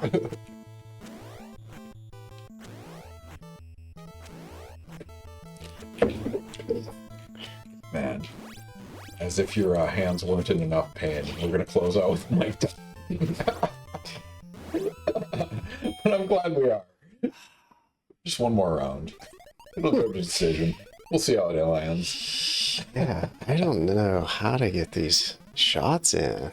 So it's hard. It's like if you moving out is not enough, you have to like press out and then back for enough time to get the punch. So it's like a left-right dodge.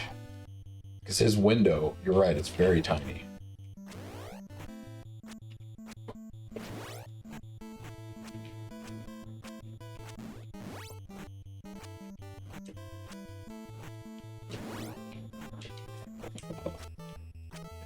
Oh man, for fun I might do this. So they've like optimized this fight, like they've tied the tool assisted speedrun, and it's just memorization and luck on his sequences. That's it.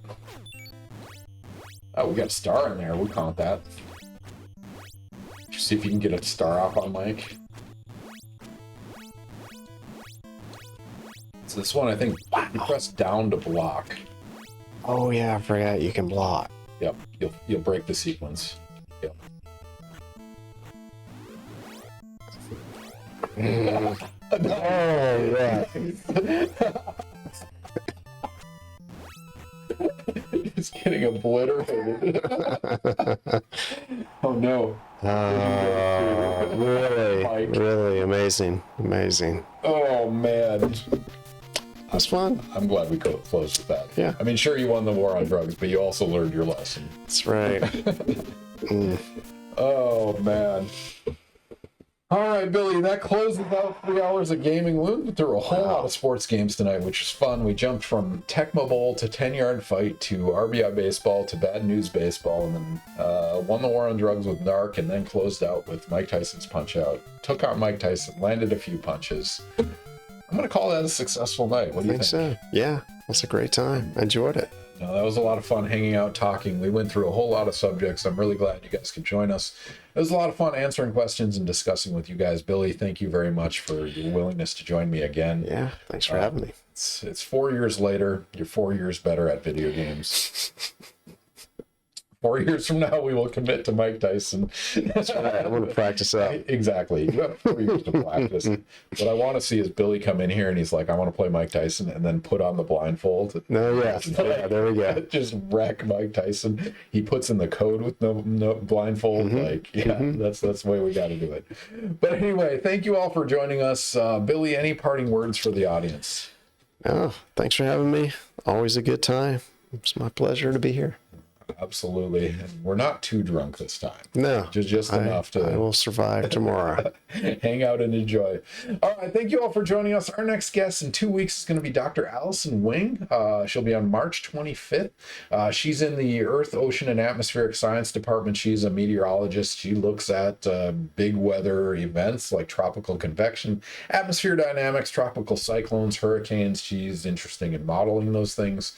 When hurricanes come to Tallahassee, she's in the situation room looking at the Doppler radar and trying to understand how to predict and, how bad is it going to be. She is one of those people, so she's interested in modeling those behaviors. So yeah, if you're at all interested in hurricanes, tornadoes, cyclones, whatever it might be, Allison is going to be the go-to person to try to answer those questions for you. So she'll explain what they do at the Mag Lab and how they control the weather. I actually know the answer. It turns out you can't have a Doppler radar within a certain distance of the airport. Okay. So that's why there's a gap near the Mag Lab. Did not know that. Up on the map. It's interesting. It's a data anomaly and not an weather event anomaly. Okay. So, fun fact. But Allison will dive into all that in a couple weeks. So you guys should definitely come back and join us. Billy, it's been awesome catching up. It's been a while, but I'm really glad we got to play some fun games, win the war on drugs, hang out, talk a bunch, drink some bacon beer. All around, we're going to call it a win of a night. So thank you all for joining us. It has been a pleasure. Hopefully we will see you again in 2 weeks.